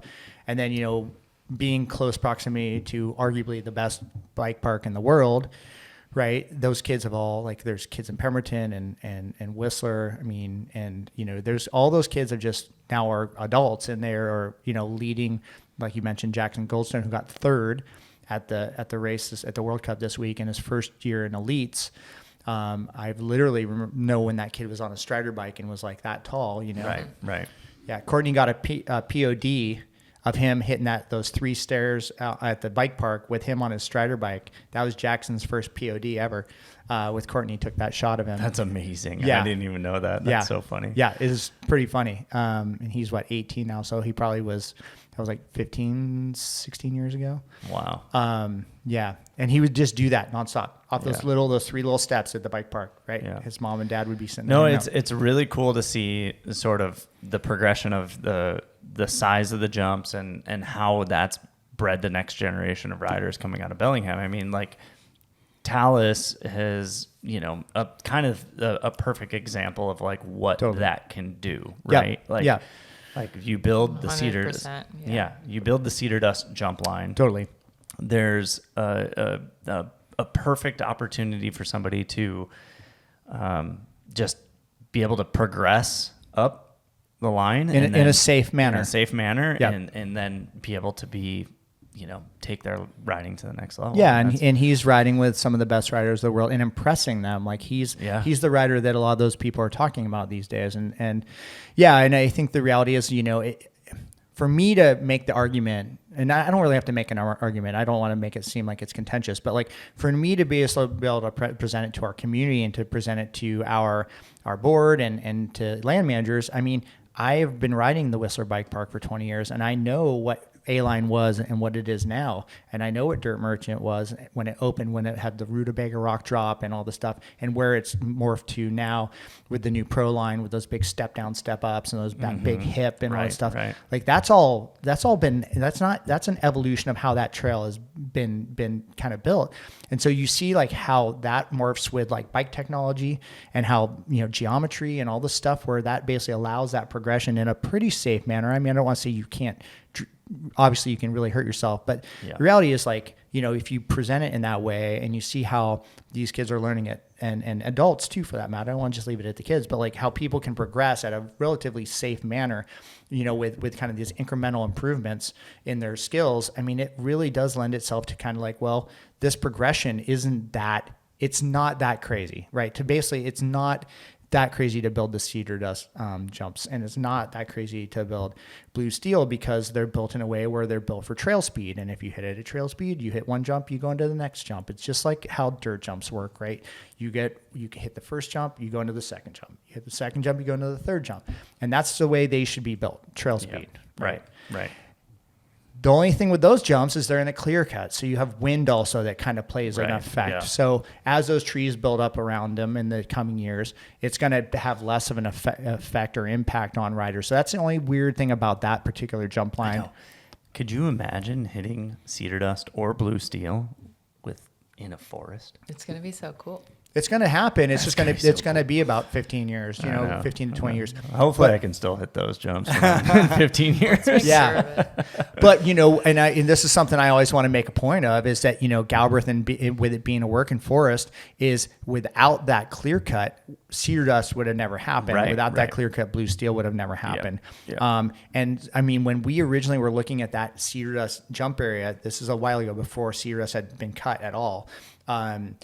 Many years ago, Lars and I were planning a dual slalom in that dual slalom that we're finally getting built with Cody Wilkins right now. Nice, yeah. So that was the area where we were going to build because it's kind of a natural spot, easy access, easy from the north and the south side. Good grade. Yeah. You could especially milk that terrain. I would have, we wouldn't have had 4 jump lines and now these drops that are in there now too. Yeah. But that's kind of the area that we were kind of talking about doing a dual slalom back in the day. It works way better for what it is now, frankly. I think it's a much better use of that space. But yeah, so I think the reality is like if you see the progression and the size of jumps in what we get to see fairly regularly up in Whistler and up in Squamish and all these areas, Fraser Valley, other places like that, it kind of makes some of the stuff we build fairly tame, honestly. I mean, I'm not trying to say that they're tame by any means, but like it puts it in perspective for you. Right. If you're hitting the moon booter on A-line, you're going 50 feet. Like if you're hitting, because like back in the day, crabapple was not what it is today either. Crabapple was pretty mellow. Like, I hit old crabapple. I haven't hit new crabapple. Actually, I did try to hit new crabapple. You and I might have done the same thing. Oh, okay. And I got almost pitched over the bars. So the only time I've hit new crabapple, I didn't knuckle the first big one, but like because it's kind of a setup, right? You do the first setup and then you go into that first one. And then the second one's usually the one they do the whip off on, right? Or third one, second or third one. And like the first like good size one, I was like, and I basically like I bounced, I rolled out, and I was just like, F this, dude. I am not doing this again. I made it to the whip off jump with Billy, and I was riding a Calling, which is a 130 millimeter trail bike. Perfect bike for it. And cased. Which is doable if you land it. Yeah. I cased, and because I didn't have a ton of suspension, I bounced nearly to flat bottom and then did a nice nose wheelie across the bottom of the jump. Collarbones. Yeah, that's when you get TBIs, unfortunately. Like that's the stuff where you like you're bouncing from the knuckle all the way down to wherever. It's not good. I made it out alive. But I will say, having those couple and a half hours from us, and people who ride the bike park at any regular, occurrence, you do kind of get comfortable on bigger jumps. You get comfortable on speed at going into big jumps. It's just kind of the natural progression of that. So like having that be so close to Bellingham has definitely influenced, and the shore and all that stuff has definitely influenced how we, the stuff that we build here. And I think, and the rider's skill set and the way that people look at it, like 10-year-olds and 11-year-olds are hitting big jumps nowadays all over the world, in the big bike parks in Europe and New Zealand, right? Right. Gorge Road. Yeah. Boys and girls. Regardless. It's a crazy world. Yeah. It's just the progression in the last, I'd call it, especially with women in the last 5 years, has just gone stratosphere. It's insane. So let's actually talk a little bit about kind of like progression. So Hang Time is an event that Hannah puts on. Correct. And it's a women's focused event. And like Blue Steel and whatnot, the turnout is absolutely amazing. The cool thing about this town, and even like Shoot the Trails, sells out every year. Go to Hang Time, stacked house. There's just a shitload of people there. The support in the community. That's the other side, flip side to the coin of like when you build these big jumps. Look at what you have. Now you have people that are flying here to ride Blue Steel. Right. Now you have these events sponsored by all these really big companies like Red Bull and whatnot, and they're supporting these events. Yeah. Like, would you be able to say that, mountain biking has brought industry or brought revenue to this community through these sorts of avenues and these resources that you guys have created? 100%. So, if you think about it, somebody was asking me about companies in Bellingham, and you being one of them, right? Tenet. Yeah. And you think about, what has moved to Bellingham, or athletes, by the way, who have moved here. We have about, if you think about professional athletes, people that get, that are here to ride, you look at the, not only the bike companies, because everyone always focuses on, Transition, Kona, Evil, but then there's up and comers, Crestline. There's some custom hardtail companies like Donkalope and Rebula. There's, you got Tenet Components, which is a small one-man thing with Eric Olson. But Trail Boss. Yeah. You've got Groundkeeper. You've got High Above hit packs, Wild Style riding gear. You've got Loam equipment. You've got this list is endless. You've got of like not the big names. Yeah, totally. And you think about those are ancillary companies, right? You got Pac Northwest. You've got all these different companies that do different stuff that have moved here or have kind of been founded here. And then you've got media people. You've got Kaz. You've got Paris. You've got all these other people that choose to live here. You have employees of other bike companies that move here and raise their families. So many people. The head engineer for IBIS, one of the head engineers for Specialized. Yep. You've got people who are like the marketing manager for Orbea Bikes. You've got people the marketing director or whatever, or one of the main product people from SRAM. Yeah, a lot of people here. Chris, you've got, all these other folks that are here. You have, people who are making their living like Doug doing video work. Yeah. You got folks. Shout out Doug. Shout out Jambo. Right BTS behind us.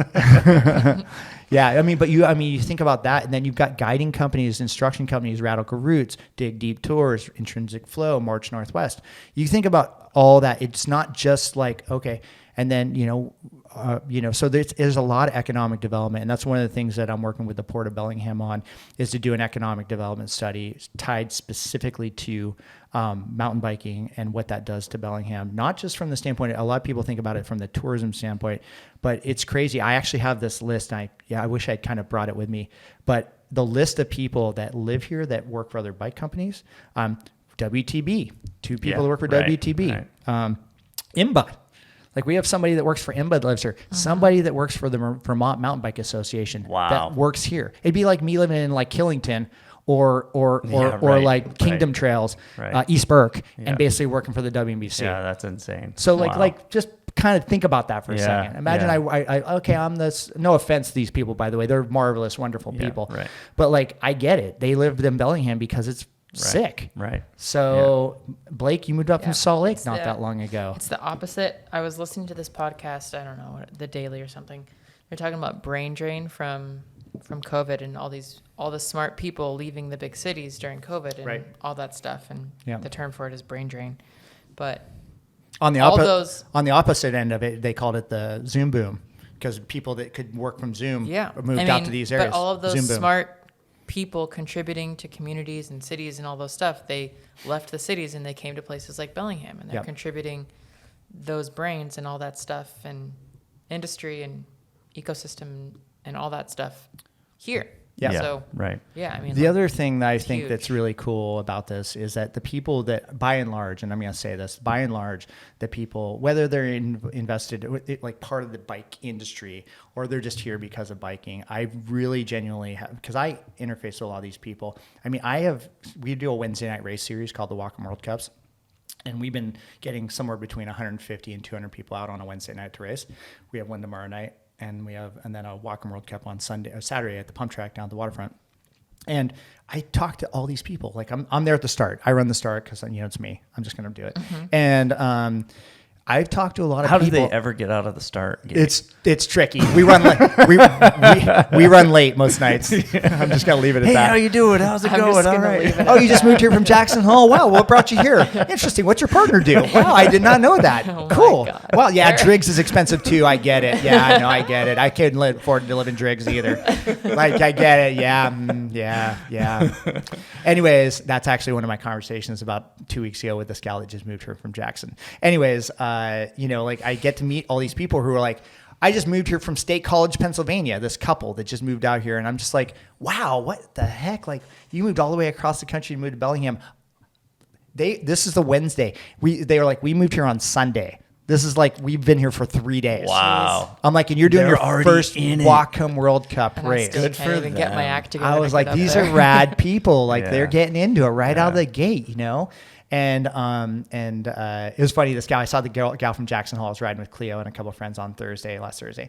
And I was like, Jackson Hole. And she's like, hey man, what's up? And then she's like, and I don't like, honestly, this is not like a brag thing, but she's like, they're riding by and she's with this guy. Like, who's that guy? And she's like, I don't know. I think he's the guy. The mayor of Bellingham. No. She's like, no, I didn't. It was the opposite, which was even made me happier. She's like, he's the guy that starts everybody at the races. And I was like, yeah, there you go. There you go. She knows The what's up. future mayor of Bellingham. She knows what's Future up. mayor of I'm the guy Bellingham. that starts everybody at the races. That's what I like to fun. hear, Jackson Hole. So anyways, she's rad, by the way.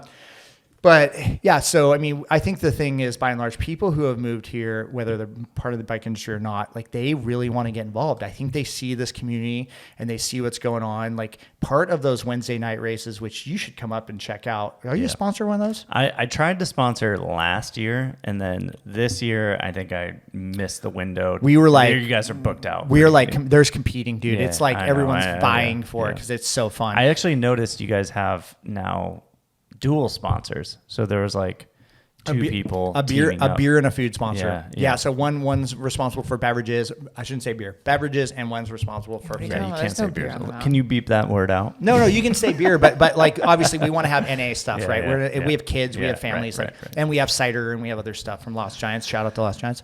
They're our official cider sponsor, Brad and Abe. Anyways, but the thing is that what happens at those races is we get so many people. We have a whole heckle crew now. It's like there's a zone on some pretty part of fun. the course. And now this year, Forrest Templin, who's part of our Northwest tune-up team, I don't know if we're going to talk about that or not. We should. But we'll get to that Okay. right We at the get to very that end. really Okay, quick, but yeah. so Forrest is leading a whole heckle crew, and sometimes it stays in one spot, but sometimes it's roving, and it kind of moves down the trail and whatever. And there's people like doing full on like Northwest Cup style Yeah, chants, I know. right? Like Yeah, the silent cheer and the this cheer and the That's so happy good. birthday. Chainsaws with no chain. The happy birthday songs and like they're like it's like creating this whole vibe. It feels like old school Northwest Cup at PA, like where people are just like giving her. Yeah.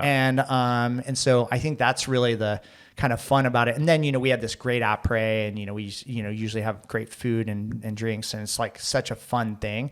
And it's definitely Also, smack dab in the middle of the week. yeah, it's Pretty awesome. and it's also a pain in the ass to get to if you work a real job, because we Uh-huh. try to start kids at like 5:15, 5:30, and then we jump in with the ladies, and then we'd go with the dudes after, and it's just like it's a lot to get there from your day job Yeah. to get there and stuff, and we obviously we plug people in wherever they get in where you fit in. But like the reality is like, you know, we don't want to be on the hill super late, you know, because it's a weeknight. And so people have to go to work the next day, and volunteers are there, and we don't want to like take all night of theirs too. Like these people are helping us with timing and course marshaling and all this other stuff. So, you know, it's like, we want to be respectful of their time too. So, and our sponsors for that matter. So, but it's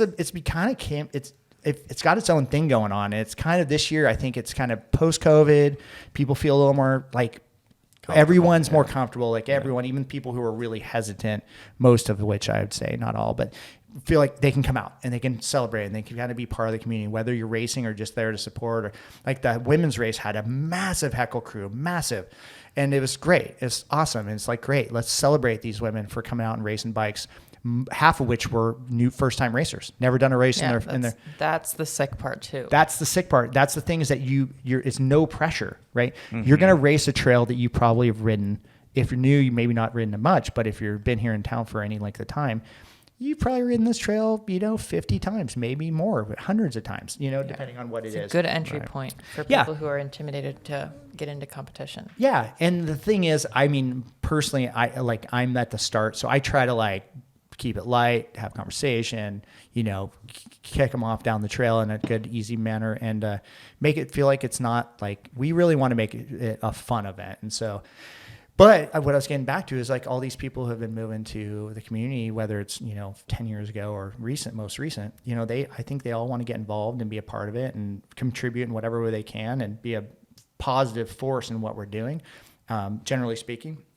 And so it's great. I think that's sort of one of the things that differentiates us from some other places where, maybe you have, we don't have a lot of, our budget's pretty small. The WMBC's budget's pretty meager, but we have a really overqualified staff. I'll leave it at that. Everybody that does their job is probably way more qualified than they need to do. But they really believe in the mission of what we're doing. I mean, at the end of the day, we're trying to create a world-class mountain bike community, and that's mission accomplished. Yeah, we're working in that direction, right? We're working in that direction. So that's ultimately never stop. I mean, it's always charging forward until this town is just only bike riding. Yeah, forward always. Yeah. So cut out all other activities. Yeah. Well, we all just come here to ride bikes, and then we just live in this weird bubble where we just ride bikes, and we don't work. We just ride. Well, I mean, you think about even like kids nowadays, who are my generation. They came to Western as an example for Baker, and it's like, okay, Baker's still a thing. And I'm not saying some kids don't come to Bellingham for Baker, but a lot more kids are coming to Western nowadays because of biking. Yeah, and 100%. Then in the past, you can do it 8 months, 12 months out of the year. Versus totally the ski area, which is you gotta drive an hour 15, or to get up into the hills. Which I mean, I'm no shade on Baker. I'm a seasons pass holder, and my family are avid mountain bike or snowboarders and skiers. But it's more accessible. From town, and you can do it all year round. That's the other magic thing. It doesn't take all day long. You can literally just get on your biking. That's the most beautiful thing about this town.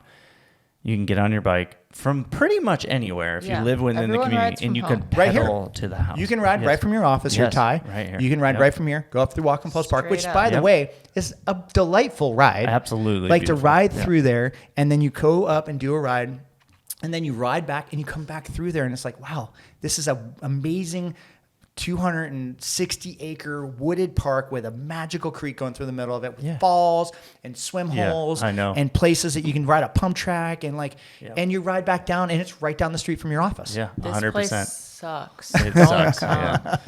No, I took my sister. My sister and I. We went through a walk through Walkham Falls Park a couple of years ago, and it was literally like, left the house, walk out. Yep. You're in Walkham Falls Park. Yeah. Because you were coming in off like St. Clair and all that. Alabama. Yeah. She was like, "This is your backyard?" And I'm like, "This is pretty much your backyard." And I'm like, "Yeah." She's like, "This is the most beautiful park I've ever seen in my entire life." It's true. There's waterfalls. There's an epic rock bridge. She was just She was like, I just can't even believe this. But that is like essentially you cross through that pretty much almost any time that you leave Galby to come back to from town. the north side. From the north side. Totally. And you're going through one of the most beautiful city parks you're ever going to see. Yeah. And then you're from to your office back, it's probably 5 minutes. Yeah, 100%. So it's like, talk about amazing, with a trail that goes right behind Whatcom Creek right here too. Yeah. So, Exactly. So you can pull in right to your office and boom, done. Yeah, I know. And my goal long term, I mean, I don't want to my hope is one day to have this be a hub for people to park their cars instead of parking on the north side. Right. They can come park their car here. Sure. Do a ride from here, come back Yeah. and drink a beer here. Totally. And sit around a fire and watch the World Cup You're replay. on. You know, I don't know. Or the You know, Welcome World Cup that's my replay. I dream, think that's a you know? When do great we get dream. broadcasting on the Whatcom World Cups? Whoa, that would be interesting. watching replays Whatcom of World that. Cup. Don't get me Welcome into World that. Cup. No, I am not doing a live stream from. It should be known that during COVID, Tyler Deschaine came to our beck and call and basically helped us with our live streams for all our fundraisers and our events. Yeah. Him and Chris Grunberg, and to that end, I'll always be forever grateful. That was a great time. Those were some fun times. It's weird because that was a weird time. Like, It was a weird time, It but was a we weird made the time. best of it for sure. yeah. So, I mean, we have, and this is again kind of what I was saying, you know, we have a community where it's like, you know, I can reach out to someone like you, Ty, and it's like, okay, we really need this. We're not really planning for this. We don't know what we're going to do. And you like totally came in and like, you got that open broadcast on your computer. You learned it. Yeah. You had never used it, but like you heard about it. I'm going to do this, and you made it happen. And it's like, that's something that a lot of people are like, I don't know what to do. I'm not going to make it happen. I appreciate it. I got, you know, but you did step up and go like, okay, I heard about this open broadcast app or software. I'm going to download it. I'm going to learn it. I'm going to figure it out how I can live stream. And you did 2 or 3 events for us. Yeah. Right? Yeah. I mean, And they they were fun. They were really, really fun to do. And then, but they were also very stressful because I was, you know, stretched thin. Because we're all, that's the thing about it, is everybody's doing, well, just slightly too much than they should be doing. Like, there needs to be 3 people for every 1 person's job. Yeah, exactly.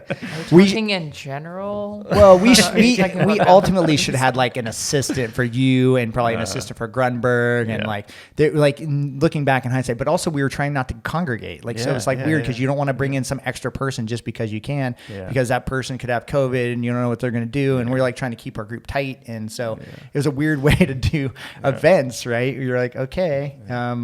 Anyways. Well, okay. So speaking, we're gonna probably wrap. We're gonna try to wrap this up now. I feel like we've just barely touched the tip of the iceberg, So and we're I gonna can't have wait that for the third one. Yeah, I can't wait for the 3rd episode where we have you and TZ sitting here, because I really want to dig into more of the trail building, you know, aspect of your life. You know, because I think that's instrumental for this community. We all still benefit from all of that, but well, Todd, in my defense, right now, I would say like my dream is to get back to that, is to be doing trail work where I'm building trails and routing trails. That's where I think my strength is.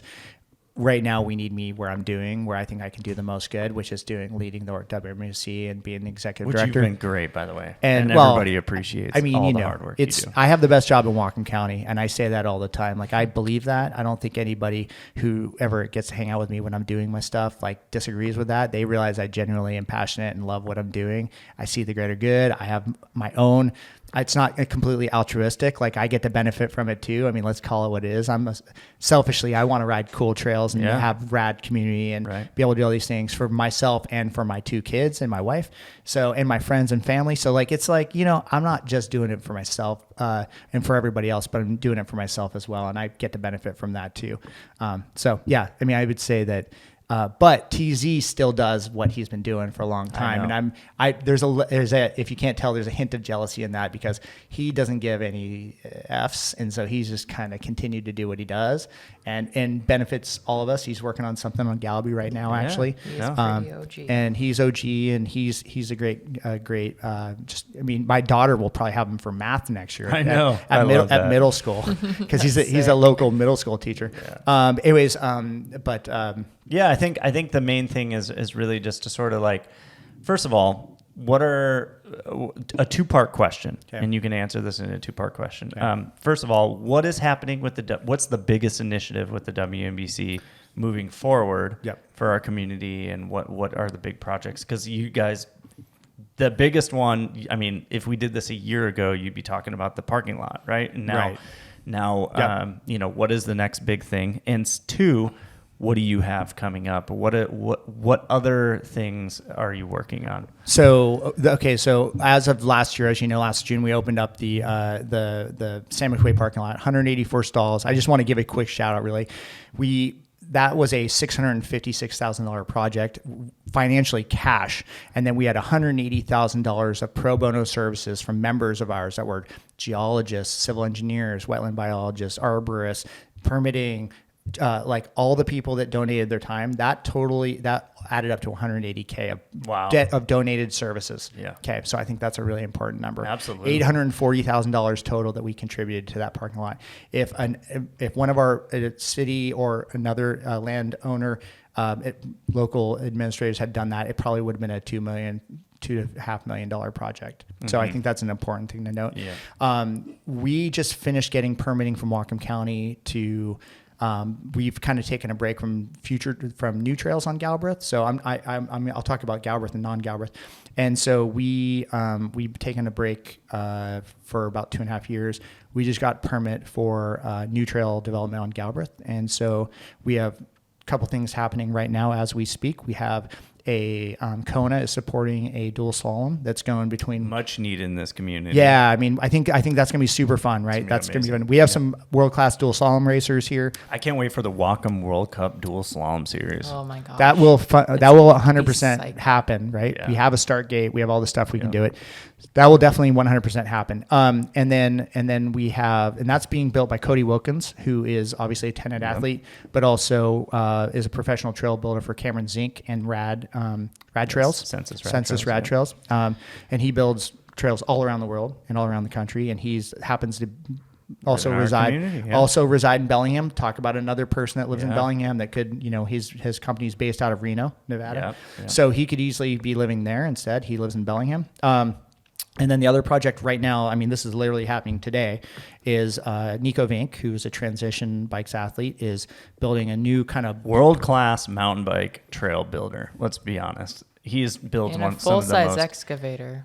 with some insane sick mountain bike tech trails. out there right now. Blue steel, but also all the trails, like all the Fast Series Tell us jumps. everything. Yeah, he's amazing. He's not only one of the best trail builders, but he's also an incredible rider. He still rides as fast as, he raced World Cups. He's still on par with some of the fastest racers in the world. I mean, he can really ride. And he's the nicest guy you've ever met. Yeah, like, he really is so... He looks you in the eye when he talks to you. He does. I really very appreciate engaging and very modest and humble, and he is such a nice guy. And he's building a line that goes kind of off of kind of between Woodle, and it starts between Woodle and Das Audubon, and then it drops you down, it crosses the road, goes between Prison Love and Woodle, and it's going to end down in that zone. And just to give you an example, like Sky and Lars and I walked it, many years ago, transition employees Sky Schillhammer and Lars Sternberg, and we walked in, kind of had a route flagged. Well, then a big section of it got clear cut. So there's like all the flagging's gone. So, which was fine because, Nico came in on Sunday. He spent 3 days just walking the zone and like figuring out exactly where he wanted the route to be. He wasn't like, I'm going to take your line and whatever. He's like figuring out exactly how he wants to have line. And the idea is that we'll have, kind of and I want us to call it like a blue flow trail, but I want to be clear that this is going to be something that Nico's going to be building with like cool options, like triple, double options and like side hits, kind of think half Nelson, full Nelson up in Squamish, but with some like nice big booters on the sides, that won't be, it's not going to be blue steel. That's for sure. It's going to be much narrower. But it's going to be really cool. It's going to be, it's going to have really good grade reversals and lots of cool, opportunities for like really cool options. And so I'm really excited. I mean, to have somebody like him be able to contribute to the trail network is super exciting. So that's happening right now. We also have a bunch of other trails that are that have been permitted and that are in the kind of process now too, with a bunch of other builders. So that's on Galbraith. And then the stuff happening with the DNR. So our land, I'm going to break it into land managers really quick. So with DNR, Department of Natural Resources, we're working on the Olson Creek stuff, but we're also talking bigger picture like Slide Mountain / North Fork and other things. That's the thing that I really want to make sure that we get going on. And then, just we have, and then we have lots of cool programs. Like we're working on building a bike park at the Lummi Nation. And we just donated 12 bikes to them and a couple of bike racks with the help of Michaela Gatto and Paris Gore through a Bronco Wild Fund that they got. So that they had. It was funny because Paris was down at Red Bull Rampage this year, and I usually go, but I wasn't there this year. And he was like, "Hey, I got something going on. Bronco Wild Fund, what do you got? Do you have some cool projects?" I was like, I gave him like 2 or 3 projects. And Lummi Bike Park was the one that like stuck with him and kind of resonated most with him. And so we got Specialized stepped in, gave us a great deal on bikes. So we got 12 bikes for them, the kids, and also for the ride leaders. And then we are going to use, and then we got a couple nice bike racks that are going to go on the back of their Suburbans, because part of that is getting them to trails, right? Yeah, so you can't, sure. how are you going to get them to trails without bike racks? Right. And then you were there.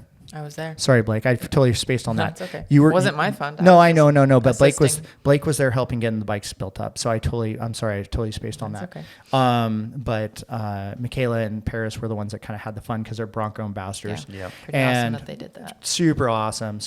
And so that's one thing. And so like now I got to work through the tribal council and get kind of permission on where to put a bike park. But the idea is it's going to be near the Lummi Nation School and the community center. So they're kind of right next to each other. So it's going to be somewhere in that vicinity, because ideally it's somewhere where they can go from school and be able to ride for a few hours, right? If you don't have it near enough your house, because you're pretty far from anything out there on the Lummi Nation land. So that's the other cool thing that we're doing. And we are reaching out to the Nooksack as well to try to do the similar thing. So I've already reached out to their economic development policy manager, and we're going to meet up hopefully in the near future to talk about that. So but those are a few of the things we're working on. I mean, we have really great programs with Vamos Outdoors Project, and we're working on bringing back our elementary school rodeos next year, which is we actually go to an elementary school for a day. We bring a bunch of bikes, we bring like features, and then we get kids out on bikes during the day there all day. I would like to extend it more than one day, but that's just what we have time for and budget for. So that's hopefully going to launch next spring again. Nice. Just getting more kids out on bikes, I think, is really the key. Yeah. And honestly, like if somebody likes biking and they don't love mountain biking, I don't really care, honestly. I want to create lifelong cyclists, really. I mean, realistically, I mean, I would love for them to love riding bikes on trails. But if they like riding their bike to the movie theater, or they like riding their bikes to their friend, that's a victory too, man. Right. There's a discipline for everyone. Totally. And like, that's really the reality is I think, being a bicyclist or a cyclist, I think, I can appreciate people who commute. Yeah. People who, want to just go out for big road rides or gravel grind or whatever. It's like, more power to you. Yeah. Mm-hmm. So, and then some people don't know this, but you've also involved with the Northwest Tune-Up. So this will be the second year that you are going to be putting on the Northwest Tune-Up. That's correct. Tell us a little bit about that event.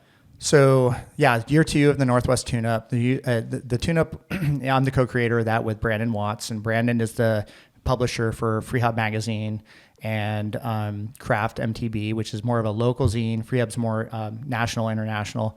For folks that don't pick that up, you should definitely be subscribing to Free Hub. Seriously, some of the best content. Another amazing the only print Bellingham nights out there still brand. doing it, so Yeah. if you don't support them, then they're just going to disappear. Free Hub print right now. Obviously, there's very few print subscribers or print subscriptions now, or magazines now. And Free Hub is one of the best in my opinion. And they put out amazing content in this beautiful quarterly magazine that's so worth keeping. Well thought out, beautiful crafted, stories, great video content as well that oftentimes accommodates or associates with those stories. It's so good. And anyways, so Brandon and I met in 2009. I had been in town a year. We were building a reroute at the bottom of Evolution. He had just moved here from Bozeman, Montana. He's riding by with my buddy Josh Polson and Brittany White, who they 3 of them all moved out from Bozeman, Montana. And he's riding by, and I hear Josh like, "Oh, what are you guys doing up there?" And they're like, they're one day in. They're one day. They've been here for one day. And Priorities. yeah. And I'm like, oh, we're building this reroute on the lower Evo section here. And he's like, oh, you mind if I come? And so those guys came up, and that's when I met them. They'd been here one day. So I met Josh, Brittany, and Brandon that day. And Free Up was basically a dream at that point for him. So fast forward to 2015. He and I, dreamers and schemers, we were like thinking about like, well, here's this area that used to be the GP, Georgia Pacific Paper and Pulp Mill down at the waterfront. In total, it's 37 acres, but the area that we're kind of doing the tune-up on is about 20 acres. And, or actually it's probably bigger than 37 acres. Anyways, it was still a construction site. They had deconstructed it. Georgia Pacific had kind of pulled out at 2005, 2006. And the Port of Bellingham took it over for like $1 or something. And then it's a bit of a mess, right? Because there's a lot of chemicals and gnarly shit that was going on with paper and pulp production anywhere for that matter, not just here. So we approached the port with the idea of putting on a festival down there, right? Because Brandon, as Free Hub Bank, goes to all these different festivals, Pedro's Fest in the Northeast, or whatever, pick your various mountain bike festival. And so he was like, hey, I think we should do a festival down at the waterfront. I'm like, all right. And there's still like buildings are getting torn down, and there's like holes in the ground that were vaults, that were tunnels that went in between buildings. And you're like, wait, what are we doing here? So we approached the port. Rob Fix, Mike Hogan, they're still there. Rob's the port director. And we came to them with this idea, like we'd put on this festival down there. The whole idea is that we'd build infrastructure in Bellingham. We'd support these programs from the profits from this festival. Like we're going to basically build thing.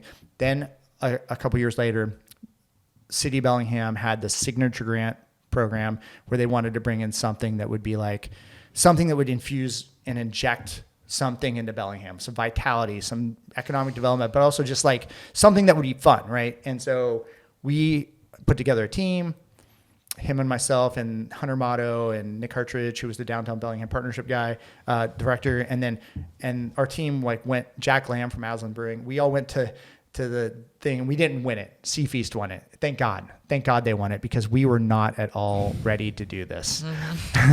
It was really fortuitous that we didn't win this. Sea Feast won it. They did it over at Zuwanich Park. That's a seafood festival. They won it. A couple years later, and also there was a literal construction zone, and there was nothing constructed down there. And there were buildings still being torn down. So we won it. A couple years later, they put it out, and we won it in 2019, which is a 3-year kind of a tourism grant to do it. And that was kind of like, and the whole idea was that, bikes, beer, and bands, music, right? So the idea is that we'd have a real music festival. We'd have a beer festival. We'd have, music, bikes. We'd have competitions. We'd have demos, all this stuff going on. And then COVID hit, right? We were like moving into 2020, and COVID hit, and I was like, man, we got to pull the plug. This is not happening. Most of the team thought I was crazy, or at least thought I was like overreacting, right, at the time. And this is like early COVID. Yeah, this is February. Like this is February 2020. Like the lockdowns didn't happen. Yeah. But we had some sponsors that were pulling out. So we had 2 big sponsors that pulled out. Smith, who's based out of Italy, their parent company is based in Italy, which it was a hot spot, right? Shit was going sideways in Italy. Milan was literally like people were dying. People were dying in Milan. And then Patagonia, who has people all over the world. And those 2 both pulled out from the festival. They're like, we're not doing it. And I'm like, okay, what's happening that we don't know about, right? Like what's going on that, that's not happening in our little Bellingham bubble. And I was just like, this seems silly, because every day on the news, there was something else that was like, wow. And you can't have a festival. And honestly, we wouldn't have been able to have it anyway. Right. Yeah. March 16th or March 20th, the governor shut down schools. They shut down everything. So we wouldn't have been able to have it either way. And so we pushed it out a couple of years. Last year was our first year. And we learned a lot. It was super fun. We did okay. We didn't lose our ass. We paid everybody, and we paid our bills. Brandon and I didn't make a cent. Which is not that surprising, frankly, for a first year. But we had a lot. We learned so much immediately, even in the first weekend. And so we have all the sponsors. A lot of the sponsors are back this year. We have a makers market that has 50 vendors, so doing arts and stuff like that supports local vendors. We have a bunch of bike demos happening, all from the waterfront. We're having an enduro race partnering with the Cascadia Dirt Cup, which is on Saturday and Sunday on Galby. And then we have demos happening. We have 20-something bands happening Friday, Saturday, Sunday. A great lineup. I think it's going to Really be great. Yeah, I can't wait to see Mariba, to be honest. There's a Mariba is couple of sweet. Big ones in there. Yeah. Galactic's on Star Sunday. Star Star Effer. Yeah, that's Star, who it was. Star Effer. STRFKR. That's a huge. Sturficker. Yeah, they're our Friday night. Crystal Method is our Saturday night which closer. is also Crystal Method, man. That's OG for me. It's going to be good. It's going to be real good. I think people are going to be pretty stoked. We have some after parties happening. There's a Free Hub is doing a mountain bike movie kind of festival on the Thursday night beforehand, which will be rad because all the vendors, all the big sponsors will be in all week, right? So they're coming in. That's the other thing, right? Is that mountain bike companies like want to come to Bellingham to hang out. You know, like they, first of all, especially if you're not one of our 3 brands, they want to try to break into our big time. into our community, which I can't blame them, and which is great. And then but they also want to come here to ride, so like they're all motivated to come to this thing too, and they want to see the music and they want to get to hang out. And by the way, the next weekend is the start of Crankworks, right? Crankworks moved back this year. Was that was obviously a strategic plan, right? They did that because of Northwest Tune-Up, actually. they felt that we'd bring more people to them. Right. It was Crankworks really moving it their up, event. so we better move. Yeah, Darren Kennard basically felt like if he didn't move closer to the tune-up, they weren't going to get as many They weren't people. going to get. Yeah. It's that way. That's exactly it. No, fortuitous timing. Crankworks is happening the same. It usually happens in August. This year, Mountain Bike World Champs are happening in Scotland. And Road, I believe, with Edinburgh and then obviously Fort Bill. And so Crankworks moved back into July. So the weekend after us, and then it goes obviously for the next 12 days or whatever. So I mean, because of that, all these brands are coming to Bellingham, and then they're just like boop up to Whistler. It makes it super easy for them, especially people from Colorado, Utah, California, et cetera, coming in, and then they're just like they don't have to go. Whereas last year they came in and then they would go, with their demo fleet or whatever, they'd leave and then they'd go back up. Some of them have a demo fleet in Canada. Some basically take their stuff up there. A lot of them have demo, brands. Bigger brands have demo fleets up in Canada. But so it's great. I mean, we're really excited. We have a great team. Our staff, we learned a lot. We have so many different things happening this week. So many things happening during the event down there. Fun, interactive things that people can participate in. We've got airbags that are basically going to be for people who want to learn jumps. It's a paid session, but we have that. We have chainsaw carvings. We've got live art happening during the weekend. We've got coffin pulls with evil bikes, which should be funny. Like you get on a bike and you pull this Matt Cowitz is building these coffins and you race people with towing a coffin. That's amazing. So stuff like that. That's just going to be having jump. We have a jump jam with Maxis. We've got nice. We've got the pump track race on Saturday and Sunday down there, plus the enduro demos, all the stuff. We got shuttles up to Galby and Chuckanut right from the venue. We have van life happening down there. So it's going to be a lot more stuff. We have after parties, one at the Buff and one I think at Structures Brewing on Sunday night. And so there's going to be a lot of things. I'm just telling all my friends to take Monday off work. Don't plan to go to work on Monday. We got our collective poop in a group, and I think we're feeling like we got we're way ahead of where we were last year. Not only with just planning and all the logistics, but ticket sales, and people generally know about it.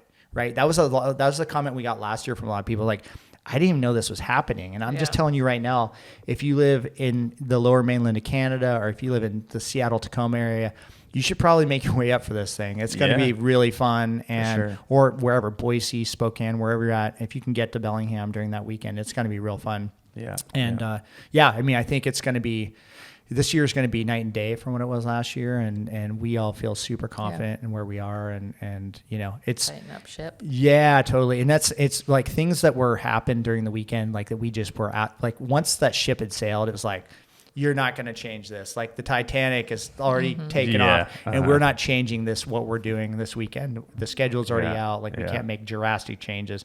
So we kind of just had to go with what happened. And it's like people think that like we're idiots and that we didn't know that was happening. But like you can't change it on like Saturday. Some of those things, some of the things you can't change. Yeah. So the nice thing is for people who are listening, if you don't want to get a ticket, there's going to be a ticket area and there's going to be an open to the public area. So for instance, you guys, Tenet, general public can come down and interact with you all. The paid area will be for some of the races, some of the jump jams, some of the other cool shows that are happening. We got a trials crew coming in from Vancouver. They're doing 3 30-minute shows a day. So trials demo stuff. So there's 2 or 3 of them, and they've got a full setup. And so they're going to do 1 into the general public area each morning, and then they're going to do 2 in the paid area in the evening. So with like a little bit more, a little more stuff that they're going to set up there. And it's going to be fun because there's going to be a lot more things to be doing. Just like whether you're into bikes or not into bikes, there's going to be things to watch and hang out and do and kind of either spectate or even participate in, like the coffin pull and stuff like that. Right. So I think it's going to be fun. I think it's going to be a good weekend. I'm looking forward to it. I think if you're in Bellingham, this is like a staycation that you should be taking advantage of. Like you can, for sure. Because like you're going to basically, that's the one thing that I think is kind of the one message I'm telling people local is like, dude, you get to basically go to a really fun festival and sleep in your own bed. No, I know. Yeah. I know. That was my favorite thing about last year was you go out, you go to the shows, and then you go to the after parties. And then you might go to Rumors. And then you end up at Rumors. And then Tyler saves you from a drunk man on cocaine. Oh, yeah. There's that. And then you go Was this during the foam party? No, this was after the Kona party. I don't know when this was. Oh, this is the gruff night? We did the gruff night. And then we went to Rumors afterwards. And we don't need to get into it. Yeah, it was crazy. It was nuts. But regardless, we got Tyler home. We got to bed. We all made it to our own beds. Yes. And then the next morning we woke up and we did it again. Right. Yeah. Well, and I mean, anybody who's in the bike industry, you go to Sea Otter, you go to Interbike, you go to these different things, Crankers, whatever. And, you're staying either like on somebody's floor or you're staying in, you're bunking up with a bunch of people or whatever. This is like you just go home and then, whatever, ride your bike home or take an Uber home or whatever it is. Or just crash in your van at Van Life if you want to do that. And anyways, and then you just get up the next morning and you roll again. It's like, it's awesome, Yeah. And then, I just tell everybody if you're going to come down, especially on Sunday, because Sunday we're ending with Galactic, and then we have an after party with Moon Tricks and Citrus that night. So if you have a wristband, you get access to the after shows too. So that's going to be super fun. Moon Tricks are rad. I don't know if people listening know who Moon Tricks are, but they're super good. And Citrus is an 8-piece funk band out of Seattle, and they're going to be on Sunday night too. So that's going to be super fun. So I think we're dialed for that. And I think the Northwest, we're hoping that this is the year where we've done what we planned, we knock it out of the park. And then it just kind of leads itself into year 3. And we have a 3-year commitment from the port, and we have a 3-year commitment from tourism, Whatcom County Bellingham Tourism Department. So, we're planning for 3 years, and then we'll see what happens after that. Yeah. And honestly, as the port starts to develop that waterfront area, we might have to move at some point. They have lots of other space, so we might have to figure out what that looks like, what's possible, what's not possible. But we also continue to eat up space with building more jumps and more and more stuff. The new jumps that are going down there, they look actually really good. Nice work, Scotty and the Shire guys. Yeah, Scotty and Scotty Skamehorn and Spencer Baldwin are building those. Those guys they're pretty dialed, and they've been doing a lot of work on those. Yeah, they've been busy. Yeah, those guys are really busy, and they're they're kind of doing part-time WMBC trail building for us. They worked on that jump zone or the drop zone at Cedar Dust, and they just did the Bertrand pump track. We got to do a little bit of revisions on that. It's like 90% there, but it just needs a little bit of love. And then they're building these new jumps right now at the waterfront. They're looking really cool with lots of cool options, and I think it's gonna be really popular, I'm guessing. I mean, they're not like Shire, right? That's the one thing I want to be clear about. They're not the Shire, which are these real vertical lips where you're Private jumps, local private jumps on private property. But they're not those, but they're like, I think they're going to be pretty cool. They look really, really great. There's like multiple lines and everything. Options, they look transfers, yep. and options to do that sort of stuff, which I think will lend to some creative things. Yeah, for sure. So I think that's the thing that's going to be rad about those, and just adding those in is going to be a nice addition there. And then they're going to go back and work on the racetrack, and then they're going to work on the pump track and jumps. So they're going to basically be down there for like revising between stuff now and probably right to the last second. All the way to the tune-up. They're going to be down there working on stuff. So, yeah, which is great, because that's going to be, it's great. We're going to make sure that those all get totally tuned up, pun intended. And nice. That's kind of where we're going, is try to make sure that zone looks great for that and rides well the rest of the summer. So, yeah. Well, cool. Eric, we're going to have to cut it here. We got to end this, or we could talk all night. Next time I have you on, we're going to have you here sitting with TZ. That's my goal. I'm going to try to I'm make not that sure happen. you're going to get TZ on here. No, he agreed to it. You're going to need like 18 Rainiers. No, we're going to... and maybe there's... wait, what's a big... we could do it on a St. Patrick's Day, like a big drinking event. We all wear green, and we just drink and tell crazy stories, and then edit the living shit out of the podcast.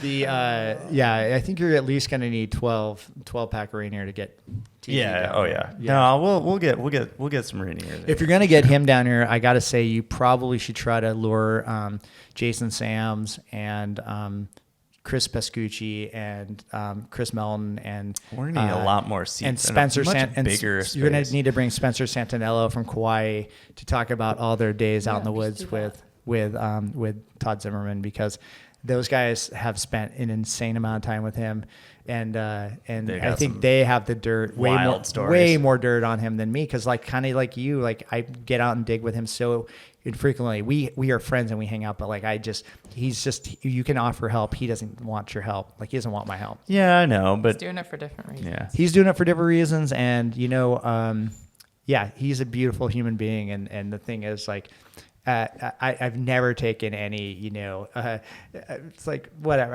It doesn't bother me. It's like, I just know Todd. So it's like, it's not like it's like an insult or anything like that. I know who he is and why he does it. And I think everybody who knows him well enough knows that too. Yeah, 100%. Yeah. But regardless, we're going to get you back on again. I feel like we've only graced the tip of the iceberg. Sure. There's a lot more to be learned about your history, the history of mountain biking in this area, which we'll dig very deep into in the future, I'm sure. But Eric, thank you for coming on to the podcast. I really appreciate it. Blake, thanks for having me. Yeah. Tyler, thanks for having me. Here. Really fun listening. We're sorry. I probably bored the living hell out of people. I'm sorry, everybody. I told at one of our breaks, I told Doug, like, I feel bad for you having to edit this. This is going to be terrible. No one is going to want to watch this. Well, Doug knows what he's doing over there. He's already making notes, I'm sure. Cut this, cut that, cut this. All right. Well, guys, thank you so much for tuning back in. We're probably going to move to a once a month podcast series, just because of how busy the next couple months are. So maybe in the winter we'll go back to two every other week, but for now we'll probably go back to a once a month. But again, thank you for tuning in. If you want to learn anything about the WMBC, you want to donate to the WMBC, please go to it's just WMBC.com. It's WMBCMTB.org. There you go. Yeah. Or just Google WMBC. Yep. And then also .org. Go to northwesttuneup.com. Northwesttuneup.com. July 14th to 16th, Friday, Saturday, Sunday. Going to be 3 days of total mayhem in Bellingham. There you go. Go buy a ticket. Go buy a 3-day pass. All right. Thanks, everyone. Bye. Thank See you guys you. next time.